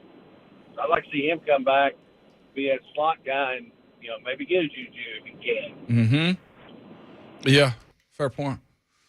Look, we've talked about Marcus Johnson. We've said this off air, I know, a number of times. We may have brought it on air last week. Schaefer made the point. Look, Marcus Johnson was starting to look like he could maybe be that guy, and then he got hurt. He was on with us, and the next game he got hurt, and then the season was over. Hamstring, yep. It could have been like that could have been a guy, and maybe they look at him that way, and they're going to be able to prioritize elsewhere. And you know what, though? The other part of Marcus Johnson is this for me. Tannehill has to build a rapport with him, too. He can't just be your spot him guy because then you become predictable on offense. Is Ryan Tannehill willing to take the ball out of AJ's hands and build with a guy like Marcus Johnson? Not saying he's getting 10 targets a game, but in order for him to be that threat we're thinking of, you got to pitch the ball to him. Agreed. That's very true. Chemistry was a problem last year for this whole what I'm offense. saying? They've never worked together, it seemed like. That's why it was him and AJ or him and nobody. And why NWI was the only other guy I think he even trusted. Which is why we go back to that pick on the first play of the game. You knew where the hell the ball was going. That's right. When we come back, Mike DeCourcy, we'll talk some college hoops with him. Also a Steelers guy, so we can talk about some quarterbacks as well. A lot of fun to be had. JMart and Ramon, 104.5 The Zone. If ifs and buts were candy and nuts, what a wonderful Christmas we'd have.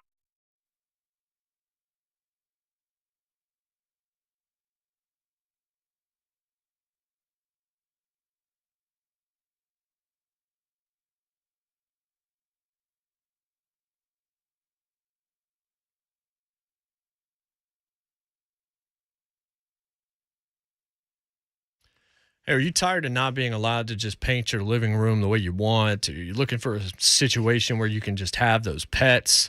Are you trying to repair, get things upgraded yourself instead of having to submit some kind of request that's going to take months to maybe not even get back or never be answered? Renting gets old. I mean, there could be some positives, certainly. I've done it, but it gets old. Instead of sending that monthly payment to a landlord's pocketbook where you're creating zero equity, what if you put them to work for you and your dream home? Now, buying a home is arguably the biggest decision anybody makes in their life. It can be really easy to get overwhelmed and not know where to start. Pretty much everybody's in that boat when they do it for the first time. Talking with a mortgage expert can help you get on the right track, understand that process, and make a plan that's going to utilize all of your best options. So you got to make sure you got the right people on your side. The experts, Mortgage Investors Group, the Southeast's leading mortgage lender, is here to help you get not just any home loan, but the right home loan. Their team of mortgage experts cares. They're committed to helping you close on time, structure things right, realize those dreams. Let Mortgage Investors Group do the work for you. Go to migonline.com for the office nearest you or text MIG to 31399. That's MIG to 31399 and get pre-qualified. Mortgage Investors Group, the right home loan, equal housing lender, license number 109111.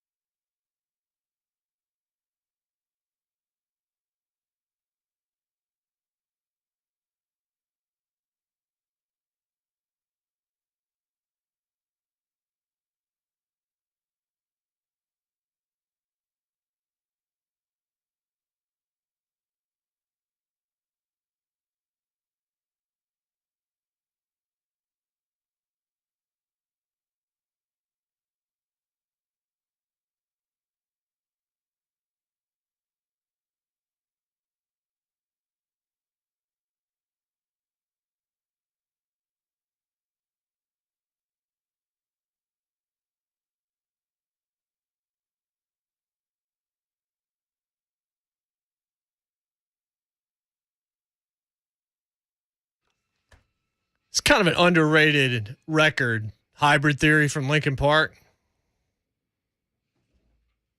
Like, it's solid pretty much top to bottom. It's held up very well. It sure has. I never listened to a lot of Lincoln Park. You should listen to Hybrid Theory. For real? Yeah, it's pretty solid. I got introduced to him, of course, because of Jay-Z did the Black album with him and stuff. Love their mixes with him, by the way, but yeah. Like, they were one of those bands where it's easy to mock them just because of the name and because of some of the fans and all that kind of. There's several bands like that. Yeah. A lot of them turn out to be pretty good. The catalog's pretty good. Catalog's pretty good. Yeah, it's not bad. They have multiple albums that are pretty solid. The Midnight record was really good, too. Where should I start at with them again? Hybrid Theory. Lincoln Park. I'm typing it in right now. It's solid. Also solid on the Mark Spain Real Estate Hotline, our friend Mike DeCourcy of the Sporting News awaits. Mike, good morning. Good morning, gentlemen. How are you? Doing well. Are you ready for the Mitchell Trubisky era in Pittsburgh? Oh my goodness! I saw him when he I think it was against the Steelers in his first year as a starter make one throw that I thought there might be something there, and then of course the Chicago Bears do what they do to quarterbacks, and it was all over. Let's ask about, before we even start talking about the games that haven't been played yet, the Duke-Carolina game on Saturday. I was reading a piece in the Wall Street Journal about how it was classless and poor sportsmanship of Coach K to talk because it undercut the fact that North Carolina won that game. I had not really thought about it from that perspective. I just knew, because I grew up on Tobacco Road, Mike, what that rivalry is, and how badly Hubert Davis wanted to win that game, and how badly Carolina fans wanted to see them rain on Coach K's parade. What did you think of just all of the circumstances surrounding what happened on Saturday? Well, first of all, I did not read that piece, but are they talking about the post-game address? Yes. That's the most inane thing I've ever Agreed. heard. So, like, no losing coach is ever allowed to, like, talk to the press either? Is that, or he was supposed to, because he lost, he was supposed to say, okay, everybody go home, no ceremony, even though y'all came, 2,000 miles to be here. I mean, that's just preposterous. That's ridiculous. Look, what happened was Carolina came in desperate and hungry and absolutely playing for its future. I don't like to use the word lives. That seems a bit too consequential, but for its future in March. And without that victory, they would have come into this weekend with everybody saying, are they really a tournament team when they've only got one quad one win, and that one's not against a team that's probably going to make it, Virginia Tech? Are they really? Now, like, they've got the tape. They say, okay, here you go. Try to keep us out now. And I think a lot of people have tried to make this about too much pressure on the young men from Duke. Well, if there was so much pressure, how come they came out in the first half and played probably the best 15 minutes of their season? Mm-hmm. I don't think that was the pressure. I think it was, one, Carolina wanted this badly because they knew that their march depended on it. Two, there was the rivalry, and each side is going to take its best shot at that. And three, when it was over, yes, I think Carolina was really happy that they messed up K's night. But it was about basketball first and foremost. And then at the end of it, when they had a ceremony planned, and so you're supposed to call that off? That's ridiculous. I've never heard anything. Now I have to go look up this article because it's hard for me to believe that anybody wrote that. Yeah, it was written. There were words that were actually spilled about it. About that. With that night also, the Duke Carolina matchup, there was a lot of people that enjoyed that rivalry and said, good. Glad to see them lose like that, because that's the rivalry. But yes, it is. Listen to Jason. It's one thing that Coach K said, though. It's like, it was a bad night, but we had a good season. It's all about winning championships. Does that Duke team have the pieces to actually get to the Final Four, win a championship on Coach K's last, what do we want to call this, curtain call? Yeah, Ramon, it's interesting. They have 4 first-round draft picks on their team. That will happen in June. The center Williams will definitely be. The guard Trevor Keels will almost certainly be. Paulo Banchero will be one of the top 5 players selected. So that they've got so much. And the kid A.J. Griffin, who is one of the most beautiful shooters I've seen. I mean, his ball is so soft when it gets to the rim that it barely moves the net. I mean, like the net, are you sure it's going to come through because it went in there so soft?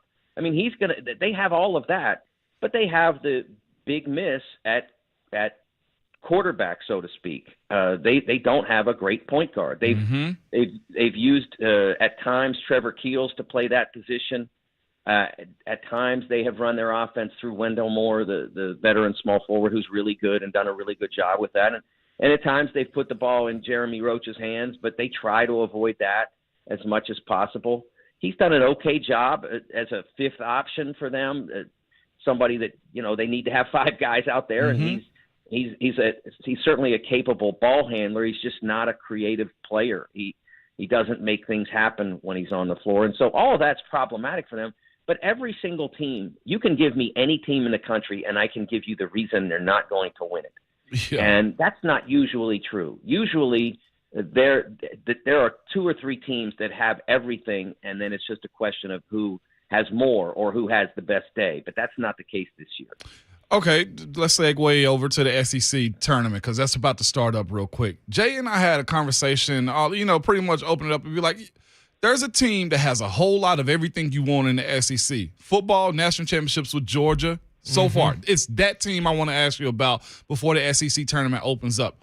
Why can't a team like Georgia bring all this talent or keep all this talent to be a very good basketball team? They have everything that you want across the board, and they are what in the SEC?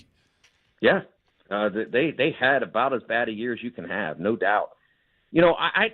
Tom Crean has done. He did phenomenal work at Marquette, and he did very well at Indiana at a lot of things. I don't know. The fit maybe hasn't quite worked yet. It just hasn't connected. Obviously there are very good players in Georgia because one of them is the best player or the most talented player in the SEC in Jabari Smith. He didn't have to go far to go to Auburn, but he didn't stay in state.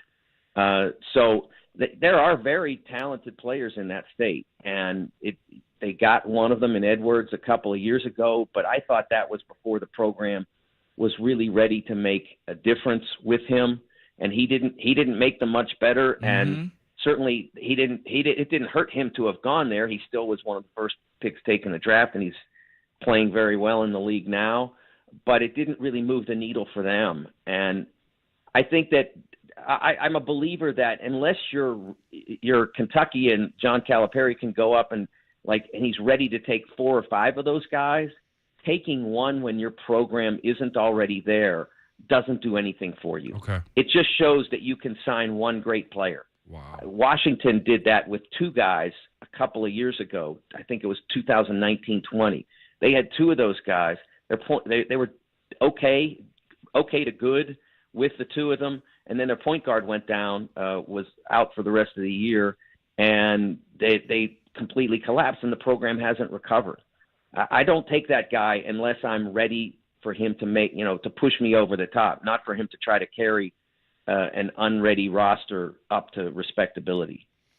So I'm looking at the rankings right now, and of course we had the red wedding a couple of weeks ago where everybody in the top 10 decided that they were going to lose on the same day, which was a lot of fun. The Reigns of Castamere were out here, but I think one of the easy narratives is always, it's a wide open tournament, and the tournaments generally it can be kind of wide open, especially early.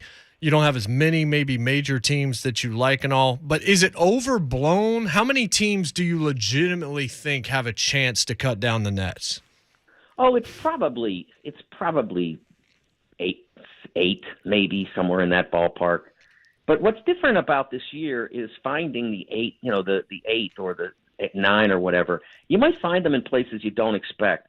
I think this year, I've settled on this theory that this year is very similar to 2014. In 2014, Florida was the number 1 team in the country. They were the unquestioned number 1 overall seed. Nobody had any doubt that they belonged there. And I knew 100% they were not going to win the national championship. They didn't have enough talent. They had really good college players. Scotty Wilbekin, their point guard, and he's still playing, I think, overseas. Patrick Young, who was their star and who was a great college player, but wasn't a pro. And at the end of the day, you need NBA players to win this. It has been since 1987. So every year from 1988 on till now, the national champion has had at least one first-round pick on its roster. at least one, and often more than that. And if you don't have those guys, more than likely in the end, the talent's going to get you. Now, what might be different, I'm curious to see, but what might make an exception to that is now that college basketball has changed a little less rapidly than the NBA, there's still apparent value to having a guy like Kofi Cockburn at Illinois, a true center who plays in the low post and dominates physically around the goal. Now that player is no longer valued at the NBA level because they play so much oriented toward the perimeter, can that player now carry a college team to a national championship? I think that's kind of the next barrier to find out. And if Kofi goes down and Hunter Dickinson at Michigan goes down and Purdue with their two bigs, Edie and Travion Williams, and all the rest of the really good centers go down, maybe then we know for sure that you can win a lot of games with those guys, but you can't win a championship either. Yeah. So I want to ask you about Tennessee, obviously, because we know they've probably got a couple guys that are going to play in the NBA. Look at Arizona's a team that I really like because they've got three dudes that are above 7 feet. They can shoot the ball. They can play. They can do basically everything. But look at Tennessee. If the SEC tournament goes well for them, maybe they end up on the 2 line. Maybe they're on the 3 line. How dangerous a team do you think the Vols are currently constructed the way they've been playing over the last 6-7 weeks? You know, one of the things that I really like about Tennessee's circumstance is Kennedy Chandler. Usually you have 4 or 5 guys that are in that ballpark that are like Kennedy. Really talented point guards, probably going to be a first-round pick, somebody that can change a game with his ability to maneuver the offense, that sort of thing. He's really the only one that's playing as a full-time point guard. And Ty Washington would be the only other point guard who plays there occasionally but not full-time that will be taken in the first round of the draft, at least from the U.S. college players. So I think that gives Tennessee a nice little advantage over a lot of opponents. You know, I mentioned Duke looking for a point guard still. Purdue, that's been a problem for them all year. Others are depending on guys who are good, solid college point guards like Andrew Nembhard, who was a highly rated recruit, but now he's in his 4th year in college. And he'll probably get a chance to play in the league, but won't be a first-round pick. And then, of course, you look at a team like Auburn, which has so much, especially on the front line. But Wendell Green, man, talk about hit or miss. It's either the ball jacked into the river or it's a strikeout. I mean, that's what he gives you, and so it's a problem for everybody pretty much, except UT and Kentucky, where UT has Kennedy Chandler with the ball in his hands 30-plus minutes a game, and he's a freshman, so he might make a bad decision or two, but he's a natural at his position. He knows how to play that position, and that's a great advantage for the Volunteers, no doubt in my mind. So for the team in West Tennessee, Memphis, they know how to beat Houston, Mike. That's one thing I know. That's what I was going to say. It seemed like Penny had a little bit, he was vindicated a little bit by saying, I don't have my guys. And now he's got his guys, and they seem to be winning. What's the outlook on a team like his, being coached the way he does with those guys in Memphis for the tournament? I don't know that I want to play them, that's for sure.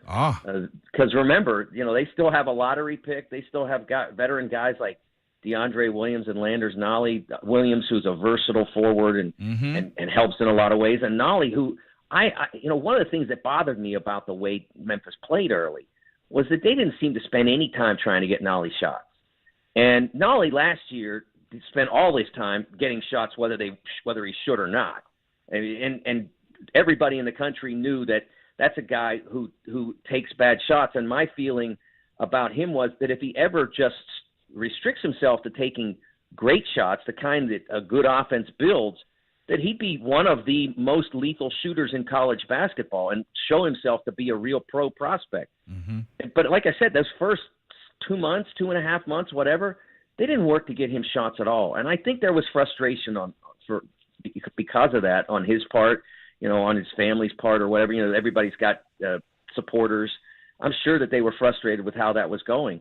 The last 6 weeks or so, they have started to play more as a team, more oriented toward trying to get him good opportunities because you get him good shots and he's going to cash. It's what he does.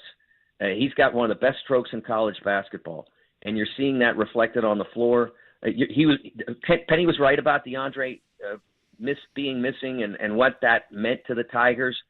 But I do think it bears mentioning that all of this has happened and coincides to a great extent with Imani Bates no longer playing. Oh, I think that I don't want to put it on him, but I think his absence has not hurt them. Let's put it that way. Oh, wow. Great For a lottery pick kid. Yeah, that's something. Great stuff, Mike. We appreciate the time as always, my friend. Absolutely. Thank Real you. quick, pick one for me. Real quick. Mason Rudolph, Dwayne Haskins, Mitch Trubisky. I would, with that group, I would go with Mason because he's been in the system. But if Haskins beats him out, they'll know. I mean, in practice and everything. If Haskins beats him out, I'm fine with that. Okay, Mike. What if we added Jimmy Garoppolo to that list? Only if he's, I'm not giving up big assets for him. 6th round pick or something like that to get his salary off the books if they want to go with Lance. But I'm not giving them real stuff to get him. All right. Great stuff, Mike. Thank you, brother. I love it. Agreed with Thanks. Agreed with everything Mike just said. Everything. He's right. Hey, Mike Tannenbaum said the 49ers are the biggest winners yesterday because now Garoppolo is by far the best guy out there to go get. I'm like, shoo, boy, it has gotten rough out there in them streets, hasn't it? Better than Jameis, huh? He said a lot, man. It's these last 2 off seasons. See why he's not the GM anymore. He's on TV too much because he has to say everything.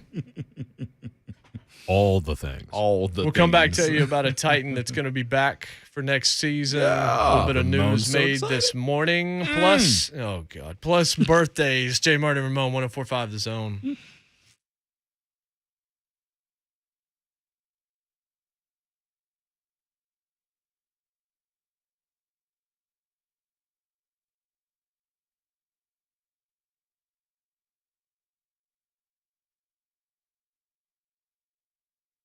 We all know getting what you want these days is getting harder and harder with the supply chain. Hey, it's going to take me 8 to 12 weeks to get contacts in. Yeah, I know those issues, okay?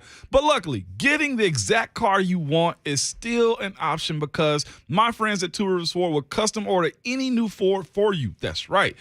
You can get any new Ford in any color you want with any available features, and Two Rivers Ford will order it for you and have it delivered to your door when it gets manufactured. They also have new vehicles arriving almost every single day, so keep checking TwoRiversFord.com.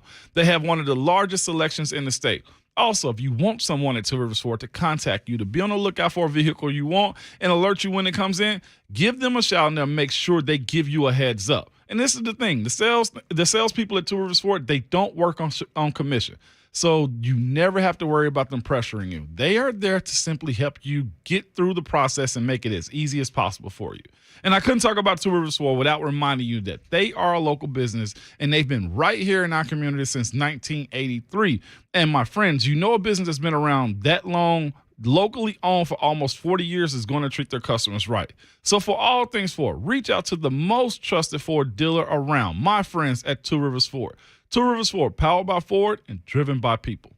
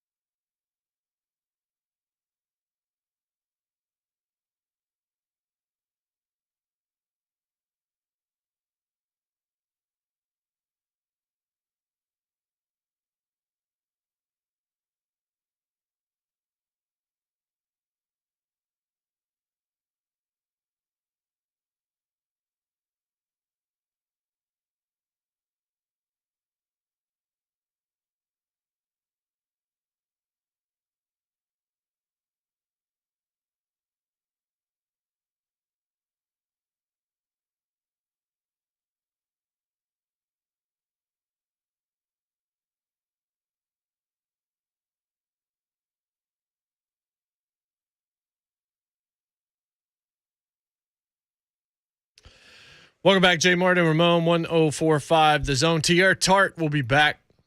They extended him for a year this morning. Field Yates reporting that on ESPN. Ramon is excited. I am excited. Did see it mentioned in the chat, man. Imagine NIL deals and him in college. Oh, my. Pop-Tarts would have backed up the Brinks truck to pay him. Oh, yeah, they would have. Hey, why not? If who was it? If Kai Ziegler could get a Crystal, not crystals.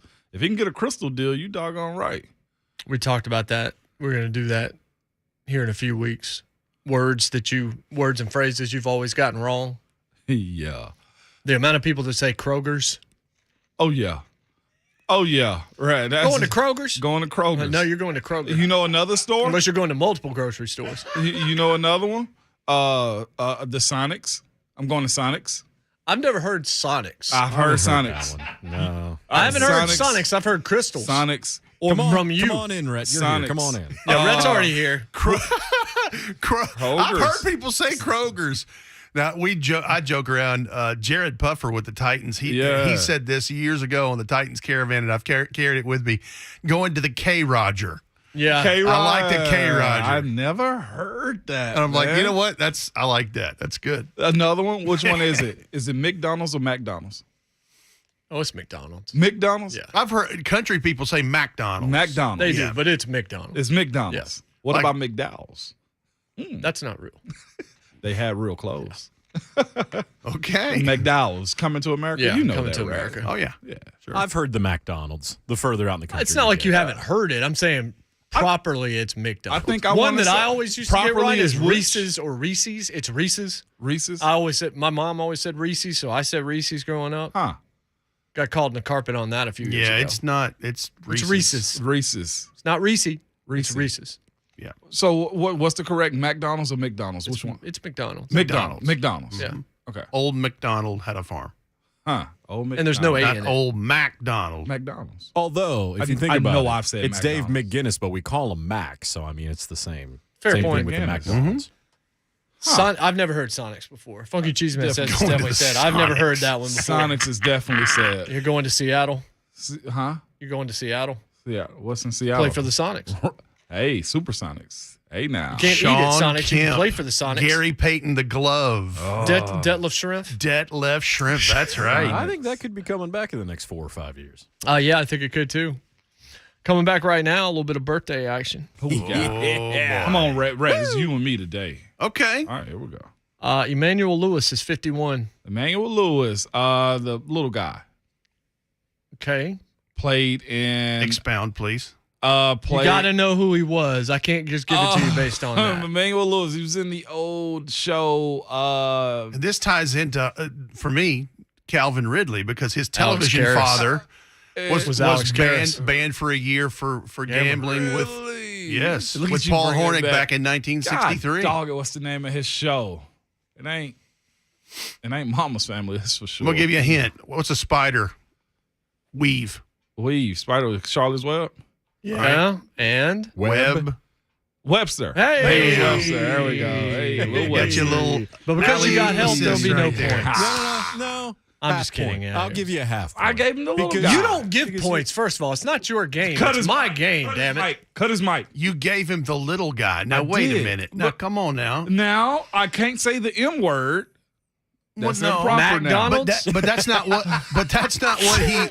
But that's not what Emmanuel Lewis is. What is he? The D word? No, he's just a little Dead? fella. He's That's Gary Coleman is the other one. Gary Cole. I know. yeah. See, there's more than one. That's why you can't just say the little guy. But I knew his stature. Hope he's not dead. I just made a death threat. ABC on ABC this fall. The Little Man. I mean, there was The a little movie. guy. Oscar Isaac, 43. Oscar Isaac. Jurassic Park. No, it's not like horrifyingly It far sounded off. like he would play in something. He's done like a lot that. of stuff. Star Wars, probably the new Star Wars Okay, stuff. you know what? It felt right. See, You know who he's Yeah. about to start playing? Snake from Metal Gear Solid. He's going to Yeah. be leading Oh. the Metal Gear Yeah, Solid stuff yeah. that they're doing Didn't in big know that. screen. All right. You don't even know what I'm talking about, Moan. I can't picture Oscar Isaac, so I'm right there with him. You look it up, you'd be like, oh yeah, okay, got it. Oh, yeah. Yeah. You know him by face, not by name, Mm-hmm. which is better. But when I say I know their face, you're like, no, you're wrong, Mo. Bow Wow is 35, which means David Shad Hubbins' Moss. birthday's got to be close by. See, I knew his whole name. Chingy is 42. What? C Murder is 51. Man, I would say Free C Murder, but he. But no. These guys are getting on up there, They man. are. Father Time is undefeated. Part of the 90s, golly. Wow. Rhett Bryan will be with us as we enter the fourth C hour of the Murder. program coming up. We'll talk about Landry. We'll talk about Tart. We'll talk about the AFC Road. Free agency. It's all coming. It's all coming. JMart and Ramon, 104.5 The Zone.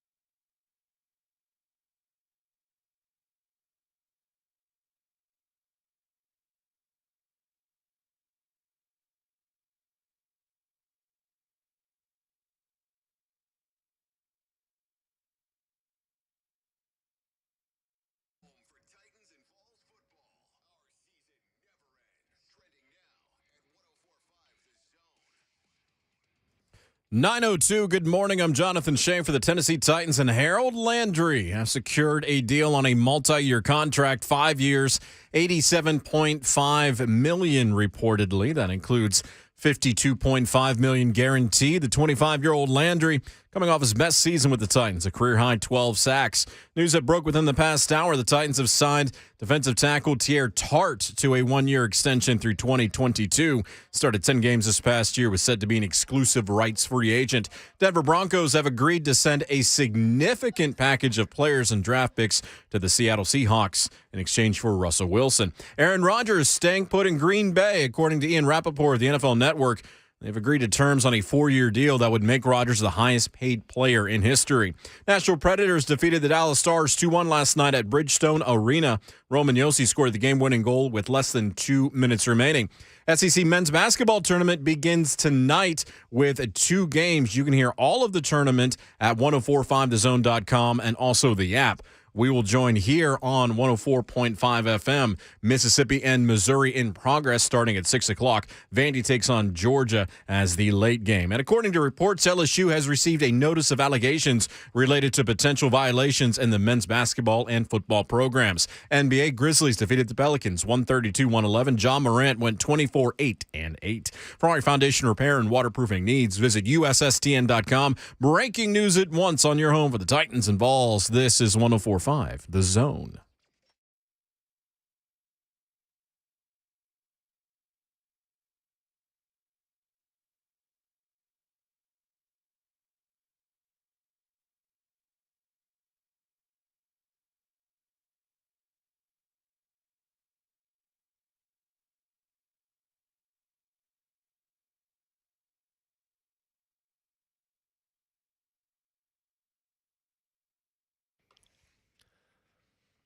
What's happening? 4th hour, hashtag fastest 4 hours in radio. It's upon you, upon us. We're blessed to bring it to you courtesy of All Four Seasons Garage Doors in Nashville. The name of the program is JMart and Ramon. The name of the radio station is 104.5 The Zone. Their names, Ramon Foster, Jonathan Schaefer, Rhett Bryan of Titans Radio. I'm Jason Martin. At Ramon Foster, at Schaefer on Sports, at Red B Tennessee, at JMart Radio, at JMart and Ramon.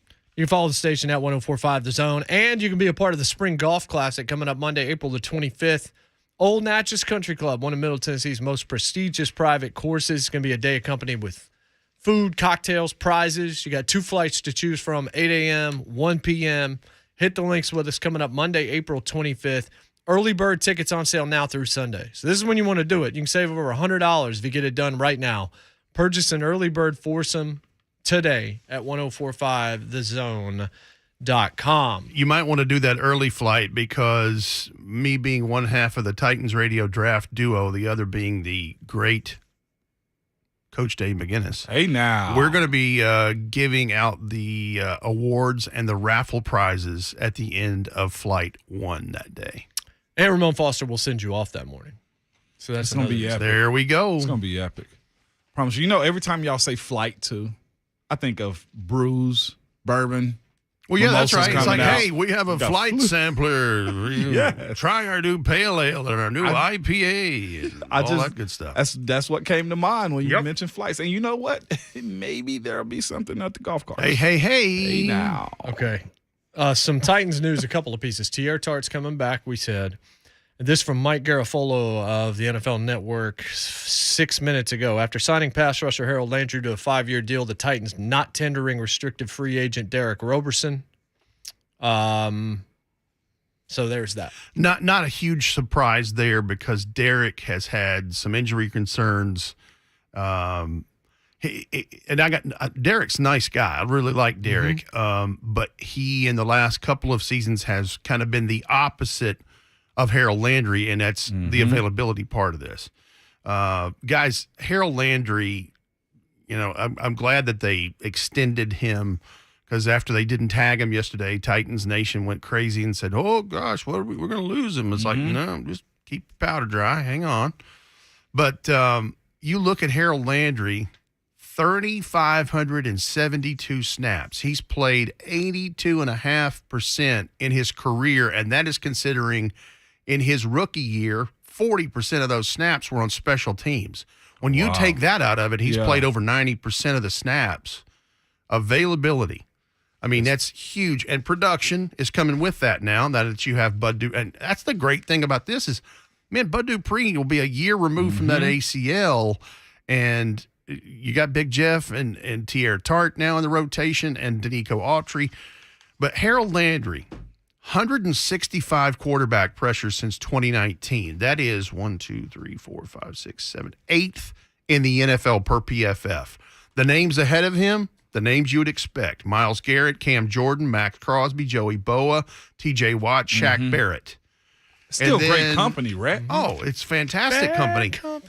And the and all the times, and I don't have the number in front of me, but all the times he's dropped back in coverage. I mean, it's great. Yeah. I mean, this is good news for Titans fans. I went back and looked at the 2018 draft class of pass rushers.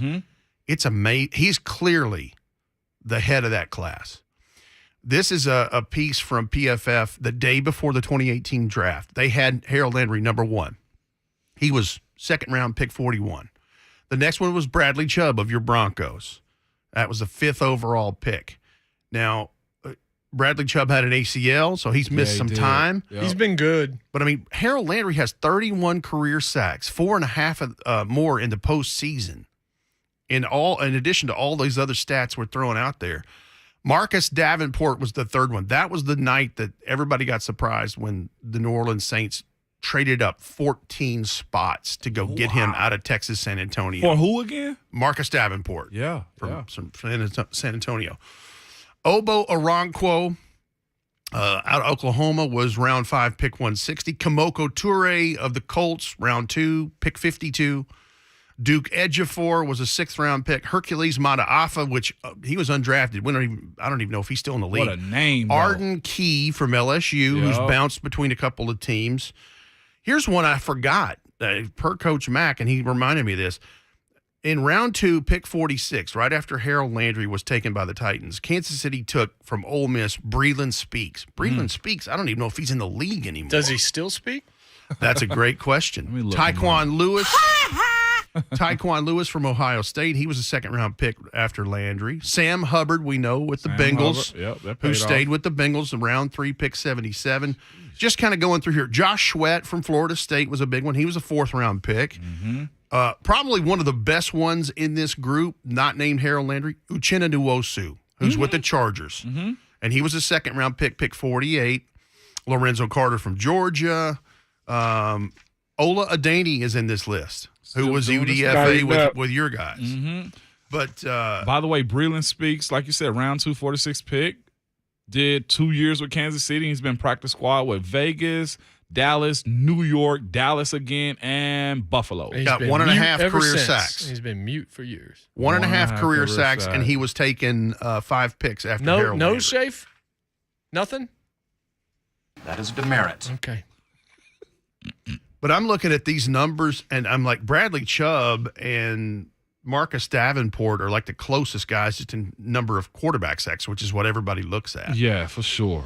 So, Harold Landry continues to be a Titan for years to come. And the great thing with what they did there and then what's been announced this morning with Tierre Tart, a couple of more things on the defensive side, and you're set there. One area that people this fan base has been asking for, secondary Rhett. Trying to get Caleb back. Got to make sure Fulton continues his trajectory where he's at. You got Bayard. Amani Hooker did a great job. Yeah, cannot forget him. But that starting corner position, though. Jack Rabbit. Was you going to retain them? We're going to find somebody in free agency. That's a great draft question. Pick. Now, I know we don't have the answers to it, but that's the position we're looking like, okay, who? And if you look at the monies, part of this, and let's say that Caleb is on track, but you release Jack Rabbit, and that's $7 million you can get back right there. Yeah. I mean, in a world where the nickels and dimes count, there's a lot of them right there. And we don't mention Elijah Molden. That's right. He needs to be mentioned. But do you more. want him as an outside starter or slot starter? You know, I don't know if you want to trust him outside just yet. Not to say that he can't, Slot but guy. He's a slot guy. I agree with Shane, and that's okay too. Because now with the way this league passes, you need a real good slot guy. You know who you hope he becomes, Ramon? Who? Mike Hilton. I knew you was going to say that. I just wanted to hear your answer. There's truth in that because there's plays to be made at that position. What we're looking at, though, is that outside corner position, the way this team likes to send guys. And, you know, you play man on the back end of it. The safeties, to your point, Rhett, have done their thing. They have. Mm-hmm. Byard and Amani, hey, you can ask for more, but you're going to have to give up a lot if you're trying to go, you know, move a guy out of those positions. I don't think it's a smart move. The smartest move for this team is figuring out what's going to happen with Zach Cunningham and figure out where one of your corners is going to come from if you choose not to stick with, do we call him Jack Rabbit or Janoris? Well, he made the interception against the Niners, so I'll give him Jack Rabbit. But you're right. Those are really, to me, the two main remaining things. Now, I'll take it a step further. Dane Cruikshank, who was drafted by the Titans, is unrestricted now. Mm-hmm. Do you bring him back on a friendly deal knowing what he was able to do against opposing tight ends in sets? You probably can, because I don't know that there's going to be that much of a robust market because there's an injury risk on top of that. And he plays special teams. Yeah. So, you know, that's the only other thought I have there. So that's two questions defensively. When we come back, we'll flip to the other side. There's a lot more questions on the offense, it would seem, including slot wide receiver, tight end, with three guys getting the franchise tag yesterday. What's going to happen with the center position with Ben Jones? What's going to happen on this offensive line outside of the center position? There's a whole lot. Plus, there's the quarterback. We told you that's who your quarterback was going to be. John Robinson told you. It was very clear. He did. He set the stage for this. We'll talk all about it when we come back. JMart and Ramon, 104.5 The Zone.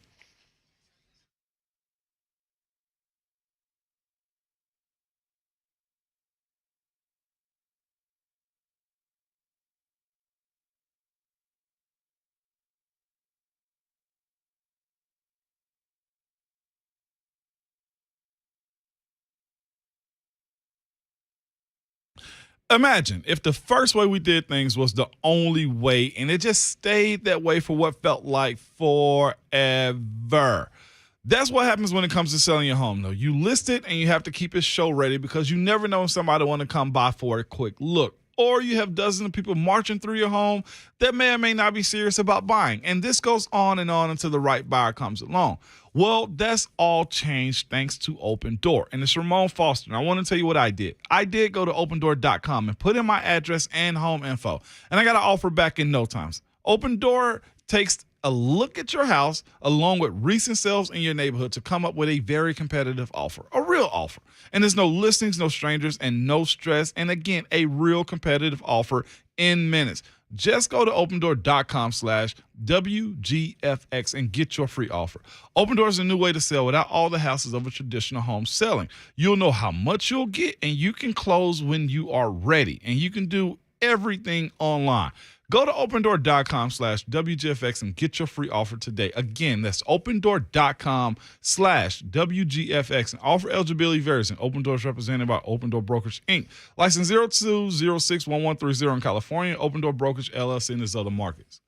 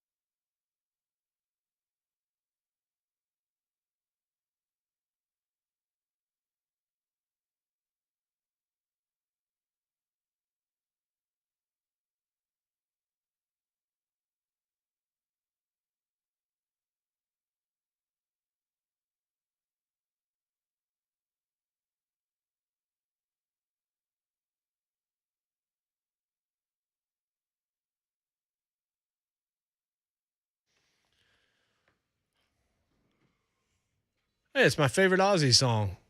Oh, really? I love Mama, I'm Coming Home. Didn't know that. My Wordle streak ended today.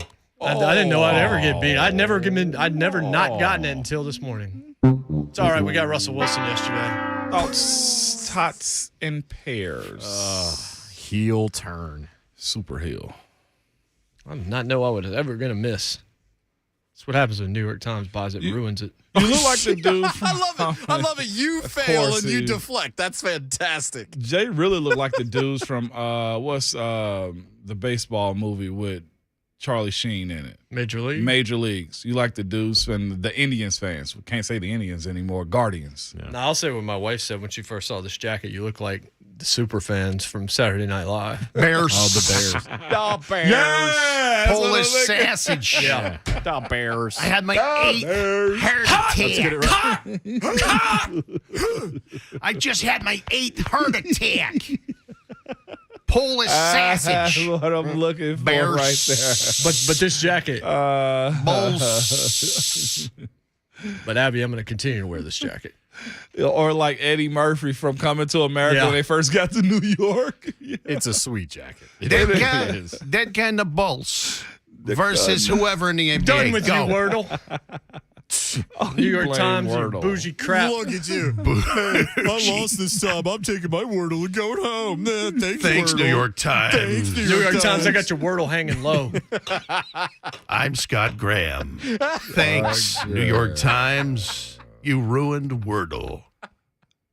Coming up next. Scott Graham. Brought to you by Granger, the ones who get it done. That's one of the And oddest. Barbasol. really good. That's one right of the there. oddest stray moments in this show's history. Scott Graham did absolutely nothing wrong and caught a buttload of strays for a week. It's like that sometimes. This is Jay right Sometimes here. We just do. Bears. After getting From Major shunned, League. after getting shunned by my daughter yesterday. You did too. Mike Keith's cousin has a major part in those Major League Really? movies. Please tell me he's the announcer that drinks all the time. No, that's Bob no. No, he was the power hitter for the Yankees, I think, in the Oh, was he second Parkman? movie. for Was he real? Jack Parkman? Yeah, Yep. that's Get outta here. David Keith, Yeah. kin to one Mike Keith.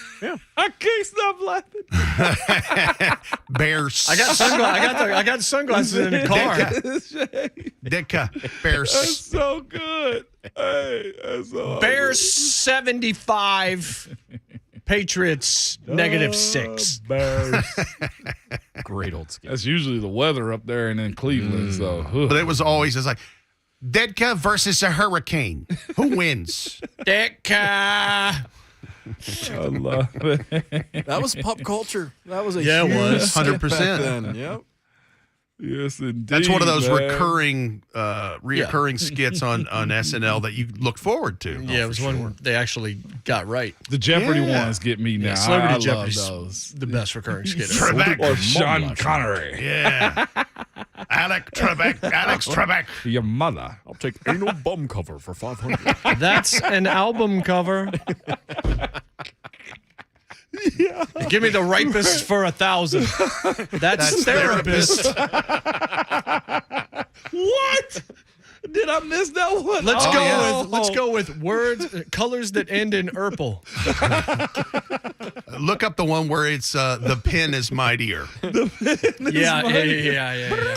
By the way, The best one ever, I think, was Audio Daily Double. Name this continent, Asia. by the way, Jackie Moon showed up last night I too. saw that. Yeah. Yeah, during warm-ups. And during the warm-ups, he looked clay in his eyes because he had the eyeliner So on. good. Turd Ferguson. Yep. Hey, it's a hat. Big hat, it's funny. No, it isn't. No, it's not. Sports. Funny hat. Yeah. So the Titans Let's talk about it before somebody gets mad at I us. don't care whether anybody gets mad or What, not. go back to sports? Okay. Yeah. In 3, 2, 1. I knew he was going to pause there. So a couple people keep mentioning this in the chat. Can we put this to rest? DK Metcalf. Not happening, and I don't know why we're even talking about this. I have one question. Who in the devil brought that up? They're not going to let go of DK Metcalf. No. We don't need DK Metcalf. You know why? We have a better version of DK Metcalf. He might be smaller, but he's called A.J. Brown. Let's listen to this, too. The last time we saw two friends, AJ and DK are friends, right? Same college. They're friends. Last time we saw two friends say, let's join and make a superpower. Well, Joe Burrow and Jamar Landry. Chase. No. I'm talking about receivers. Jarvis Landry and OBJ. How did that work out? Not so much. Great. Of course, you wonder if it would have worked out if Baker wasn't the quarterback. That's another story. I just had to throw it out there. Let's take that a step further. If Fat Freddie Kitchens wasn't their coach at that point. Hey, now. I said in the moment, I remember talking to Jeff Schwartz one morning and saying, we're both fading the Browns. They're not going to make the playoffs because Kitchens isn't ready for this. Not ready for the personalities they all had. Like, you had Mayfield, then you bring in Odell, past Jarvis Landry. You had the Kareem Hunt situation freshly happening right there, and you acquire him way too much.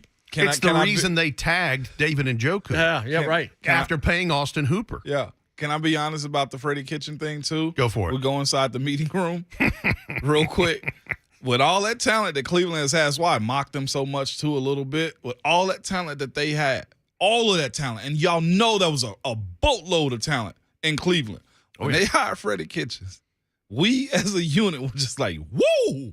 Because if you gave a competent coach that job, they should have been able to run that team as far as the race would have allowed them to. And you go hire guys like that that can't handle that much talent, that big of an opportunity. Yep.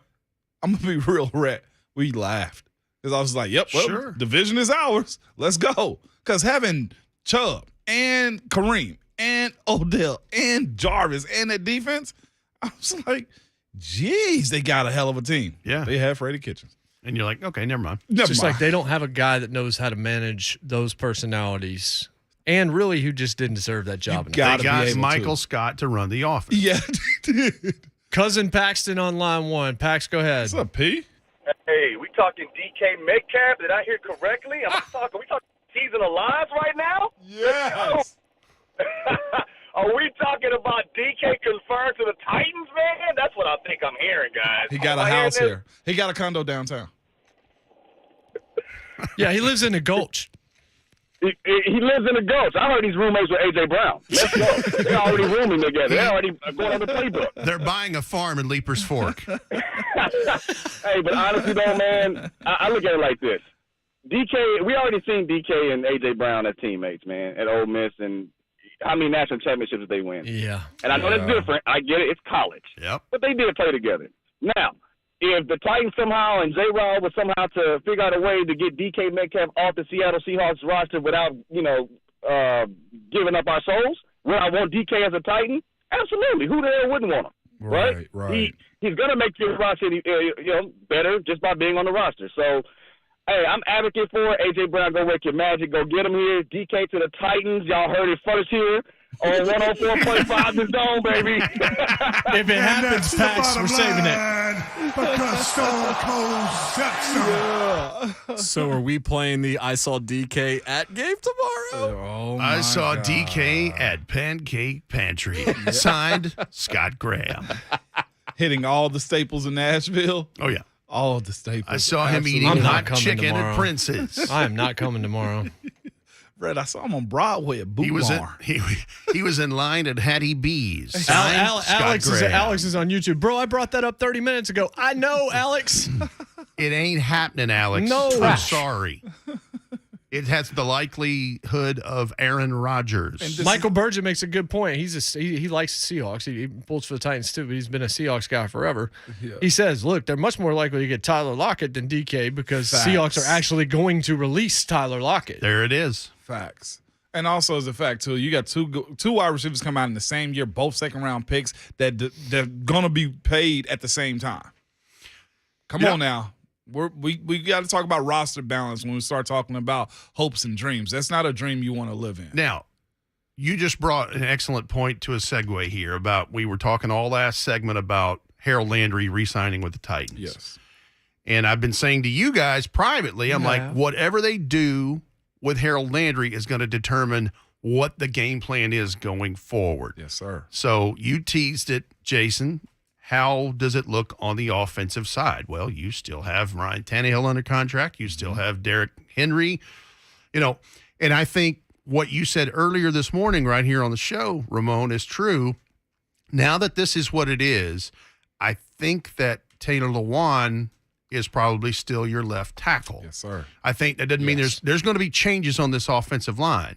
Is Ben Jones still coming? Is he coming back? He's unrestricted. What do they do with Rodgers Saffold? Who is the right tackle? David Quessenberry is unrestricted in this. It brings up questions. The next couple of things I would expect to see, I'd like to see them bring Marcus Johnson back at wide receiver. Need that. Nick Westbrook-Akina is, I believe, exclusive rights free agent. He pretty much proved himself to being worthy of not just being a Titan, but being in this league. He answered the call, I think, more. NWI? Yes. He answered the call last year, man, more ways than not, I thought. Like Tierre Tart, he's an exclusive rights free agent, so you can make that happen. So that's a couple of things I would anticipate seeing in the next few days. And what you're talking about is what we in the league like to call the core guys. Your core group. That's the majority of your team right there. Sure. These type guys right here. And you need some good quality play from those core guys. Your outside guys, okay, Tannehill, you got Jeff, you got Taylor, you got Derek, you got those type of guys, Harold, Bud, but your core guys is where you win and lose games. If we're being completely honest with you. You need a guy like Nate. Whatever happens with Aaron Brewer, he has to be a very solid core guy from here on out. Do you think Ben Jones is 50-50 right now? I have no way of knowing. Not that they don't like him, but that the number might not match. Let me say this. With him being almost 32 years old and being a Warrior in 2021, but I thought they were going to have to carry him off a couple of times. We started a GoFundMe for him. And $6.7 million that he earned, I don't think he's getting anywhere close to that from the Titans this time around. So let's just frame it that way. Now, in this draft, if you've been doing your homework, Ramon, checking on things for our coverage, there are centers in this draft that I do believe can help you immediately. And you know what? 26 is an area in which you take a first-round center if you're going to do something like that. Although we may see that night a guy named Tyler Linderbaum taken much earlier than that because of how well he's grading out. McShay mocked him this morning in his newest mock after the trades where he moved things around to the Titans at 26. For real. So he's the latest to actually have him still there at 26. If he was there, Let me say this for everybody that's about to wreck their cars on 24, 65, and all points in between because they're worried about taking an O-lineman with the first-round pick. First of all, we don't know. And I think if I know anything about John Robinson, he would love to have that number 2 pick back from the Julio Jones transaction. So there's a couple scenarios there. If there's somebody he just cannot live without at 26 and the phone isn't ringing like he wants it to, then maybe he stays and but is it an offensive lineman? Is it a receiver? What if Traylon Burks from Arkansas is sitting there because Traylon didn't blow it out of the water at the combine. Sure didn't. And boy, that would just be terrible to have him sitting there at 26. Or is the phone ringing? Because that's a place where some of the tail end of the quarterback class is starting to come off the board, or somebody's jockeying for one of those edge pass rushers in the next tier or a tackle or whatever, and you get a call and maybe you get a 2 and a 4 out of it. Yeah. It's going back to the center, let's look at the vets that's going to be on the market. I think Ryan Jensen, he didn't retire. It was the guard that retired from Tampa Bay. Yeah, Jensen, but his market value is going to be up. Sure. It's going to be up. He's a street free agent. Matt Paradis is another guy. Yep. As far as center goes, Ben is on this list. Another center, Justin Britt, Houston. Know of him. Ted Karras, another guy that's up. I wonder if that Karras we talked about the other day from the gambling is his relation. Alex Karras. Alex Karras. But maybe. I thought Rodney Hudson was actually coming up too. Nick Martin. There's a few guys out there, Rhett, but it's not strong pickings when it comes down to centers, usually in free agency, man. So it's a position that's got to be taken care of. I know a guy, BJ Finney, that can play center, but do you want to go? I don't know. It's weird with that position. I'd love to see Ben back simply because him and Ryan having a relationship already. So let's. I'm looking at Dane Brugler. This is a tweet he had last week about his top center draft rankings.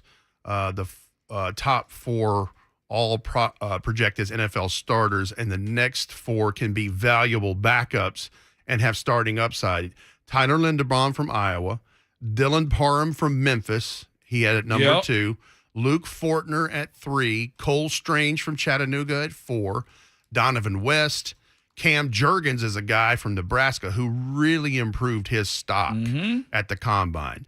Alec Lindstrom from Boston College and Dawson Deaton. He's got 8 guys right there, and he says the top 4 can project as starters, and the next 4 can be backups and have starting upside. So you're talking about guys in probably Parham and Strange who could be there in night 2, if you trade out and you've got a decent pick in round 2 there. There's some help there. From your side of it, Rhett, and how you would go about this draft, would you rather them trade out of this 26th pick? Depends on who's sitting there. Okay. I'm sure it could be an option depending on if there's somebody on their board if or not Traylon there. Burks from Arkansas, if he's sitting there, golly, you got to take that guy. Yeah, right. You got to take Traylon Burks from Arkansas if he's sitting there. But if somebody sweetens the pot, and gives you a 2 and a 4 to go down to 45 or whatever. But you get 2 2s then. And most of the times we're looking at Harold Landry, we're looking at Derrick Henry, we're looking at some other second rounders on this team. It's like Christian Fulton. Yeah, he's done really well. John Robinson's been real good in the second round. You see what I'm saying? Like, he actually hits good in the second round. I ain't going to say better than the first, but it's been more solid, right? And I think more guys, and I'll just be honest on the business side of it, cheaper guys could do a whole lot of justice for this team as far as keeping it stable. To your point earlier this morning, Jason, about where the quarterbacks stack up in the AFC now that Russell Wilson is with Denver. You said they have to be perfect. I don't know if they have to be perfect, but I tell you what an ingredient is needed right here, and this puts the onus and the pressure on John Robinson quite a bit. He needs a draft class similar to 2019. Yeah. Is what he needs. But he needs more immediate production. Yes. That's just my opinion. To finish off the icing on the cake to compete. And they've got so many of the pieces in place, and he's moving in the right direction. There's no question about all that. But that's what I think you're probably looking at. Real quick, tight end and slot receiver. Your crush was David Njoku. That's not going to happen now because he's been tagged. That's right. Gesicki and Schultz, a lot of Titans fans like them. They're gone. They're franchise tagged. There's a long list of guys that are out there. Then my crush is Juju Smith-Schuster for this team, and I'm sticking by that. Mm-hmm. Do you think the tight end position is deep enough in the draft or the wide receiver position is deep enough in the draft that you would take one or you would favor taking one there as opposed to in free agency and maybe going with the other one in the opposite direction? Well, now the tight end class is there's no TJ Hawkinson or anything like that. These are going to be started to be taken on night 2. Okay. And a lot of people say Trey McBride from Colorado State leads that class. But there's some decent tight ends. Jeremy Ruckert from Ohio State. Here, what there is in this draft is there's a lot of inline blocking tight ends who have a chance to showcase more of their pass catching skills, more true tight ends than just big wide receivers like Gesicki playing tight end.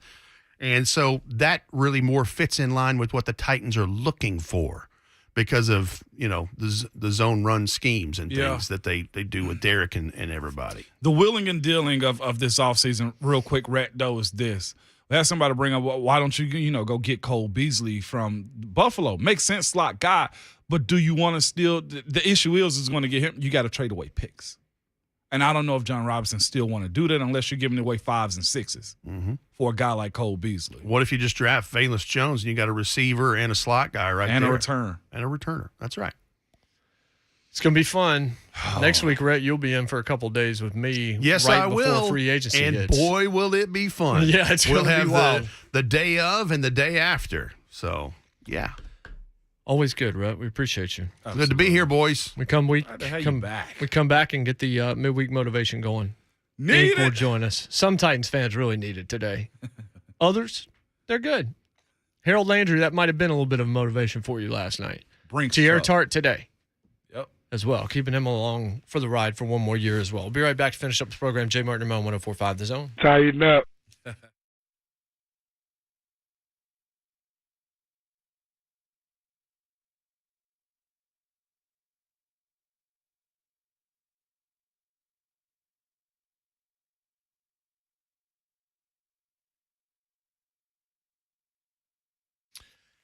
And I want to tell you about LASIK MD.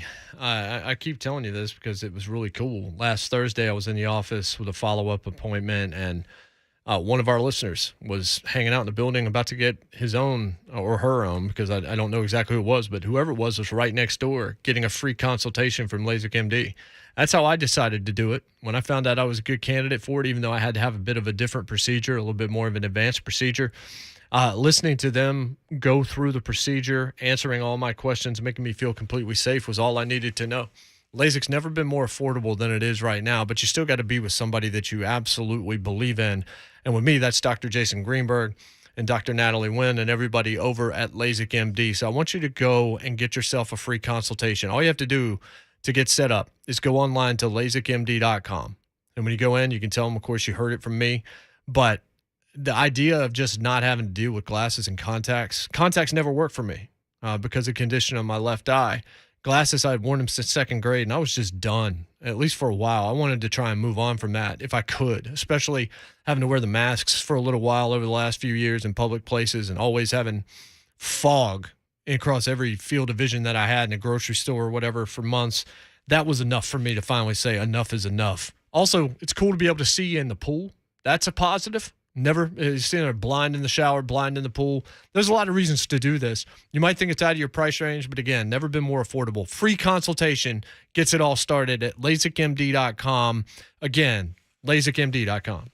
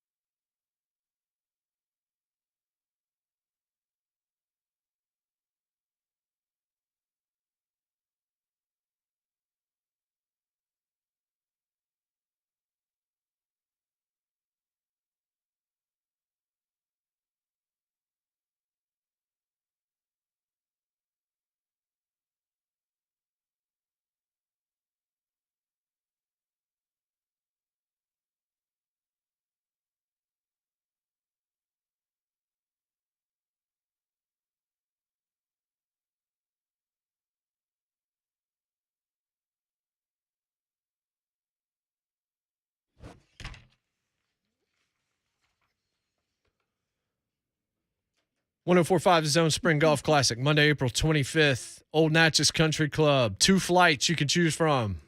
8 in the morning, 1 p.m. Early bird tickets on sale now, but that ends on Sunday. You can save over $100, so get it done. Early bird foursome today, 1045thezone.com. Looking forward to being out there. Food, cocktails, prizes, whatever it is you're looking for. So, a report from ESPN this morning that the Giants are going to make a run at Mitchell Trubisky to push Daniel Jones, not even to be the starter, but they're going to pay him over $10 million? No. Well, yeah, absolutely. I think his agent pushes for Brian Dable, new head coach, worked with Trubisky as the backup who didn't play last year. Why do they do that? God, that's so aggravating. Like, you just put a wizard on him and he's fixed. No, this isn't sprinkled dust stuff. If he proves me wrong, cool. But you're hoping if you're going after Trubisky that it's Tannehill all over again, where Tannehill was able to do a lot. Like, I know how people feel about him, at least on the skeptic side, but he's won a lot of games. He's helped. He's been a part of the resurgence of this franchise. Yeah. All of that. That's what you're looking for, is a guy like that out of Trubisky, who was a second overall pick years ago. And you just hope that it was just a Matt Nagy thing, just like an Adam Gase thing. Like an Adam Gase thing. It seemed like Nagy has the same reputation too, man. It sucks that you can get sucky coaches, man, to coach you in your professional life. That's got to be a terrible feeling, man. Deshaun Watson is the other domino. We'll find out on Friday. A lot about that situation. Seahawks might be in that mix. Pittsburgh might be in that mix. And the reason why you might mention them now is because they just brought in Brian Flores. Yep. Flores and Watson have a great relationship dating back to Houston. That could put them in the mix. Mm-hmm. Not to mention the fact that they need a quarterback. Man, I'll be real with you. This is a cool point in the NFL right now. Watching teams make moves and quarterbacks being on a run, it's some cool stuff. I'll say this. The Steelers get Deshaun Watson and tinker that offensive line. The AFC got that much harder. Yeah, and it's already about as hard as it could possibly be. Buck is coming up next. He'll give you the latest on T.R. Tart being back, and Harold Landry's contract. Of course, you won't want to miss that. We welcome in our brother Inky Johnson on the Mark Spain Real Estate Hotline for the Midweek Motivation. Ink, what's going on this week? My guys, what's going on, man? How y'all doing? Good. Big Ink. That's your name now. Big Ink. How's the week treating you, Inky? No. It's good, man. It's going well, man. No complaints. You know, even if I had something to complain about, I wouldn't do it anyway. All good. People either glad you got your problems or don't want to hear them, Ink. Better believe it. Believe it. So let's cure some problems on the way out the door, Ink. Let's do it, man.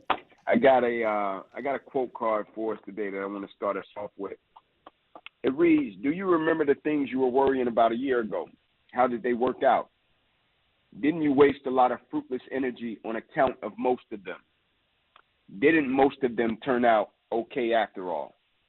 And the second one reads, "The difference between ordinary and extraordinary is the little bit of extra." And so I want to talk about the impact of our work, right? Because oftentimes we can get caught in a routine of doing something over and over, day after day, to where we lose the significance, the purpose, and the mission of whatever it is that we're doing. Right? We can lose sight of it. We can start treating it as if it's a transaction, right? You give what you give to it. You expect certain things back, right? But everything we do counts. Everything we do matters. Everything we do, it impacts something. Every single day we get better or we get worse. And so I posted something on Instagram yesterday, and it was a comment that a gentleman left up under one of my videos, right, that I spoke to a company, and he commented, and it was powerful, man, but it reminded me of the purpose of our work. And in all of our fields of work, we all have an impact with what we're doing. And I want to read what he wrote as a reminder to stay in alignment with what we're doing and always understanding and having a perspective that everything we do has a purpose and an impact. He wrote, "Inky Johnson, I am a white man in the deep south of Alabama and the grandson of a high-ranking Klansman." He said, "We can't choose our family." He said, "But you inspire and validate the way I look at life." He said, "We are not products of our environment. However, more importantly, we go as the choices we make every single day. In other words, I didn't have to grow up and be a racist because that was my environment, but rather make choices based on faith in God and break the curse. He said, I consider you my brother, and we fight together in the army of God. You are my role model, and I pray that it be God's will to speak to you face to face and thank you one day. He said, I will show my son the definition of a real man. Thank you for sharing your gift of testimony with me, because words cannot explain as tears run down my face. God is so good. Now, if I didn't appreciate and look at my work with the perspective that I do, I can look at it and say, man, I just travel, speak, get on stages, get off stages, get on planes, get off planes, and I can lose sight of what I'm doing. But I'm so grateful that the work that I do have purpose and impact, and I'm cognizant of it. Never lose sight of the purpose and impact that the work you do have in the lives of other people. People don't burn out, quit, and underachieve because of what they do. People burn out, quit, and underachieve because life makes them forget why they do it. Never forget why you do what you do. That's my time. Blessings.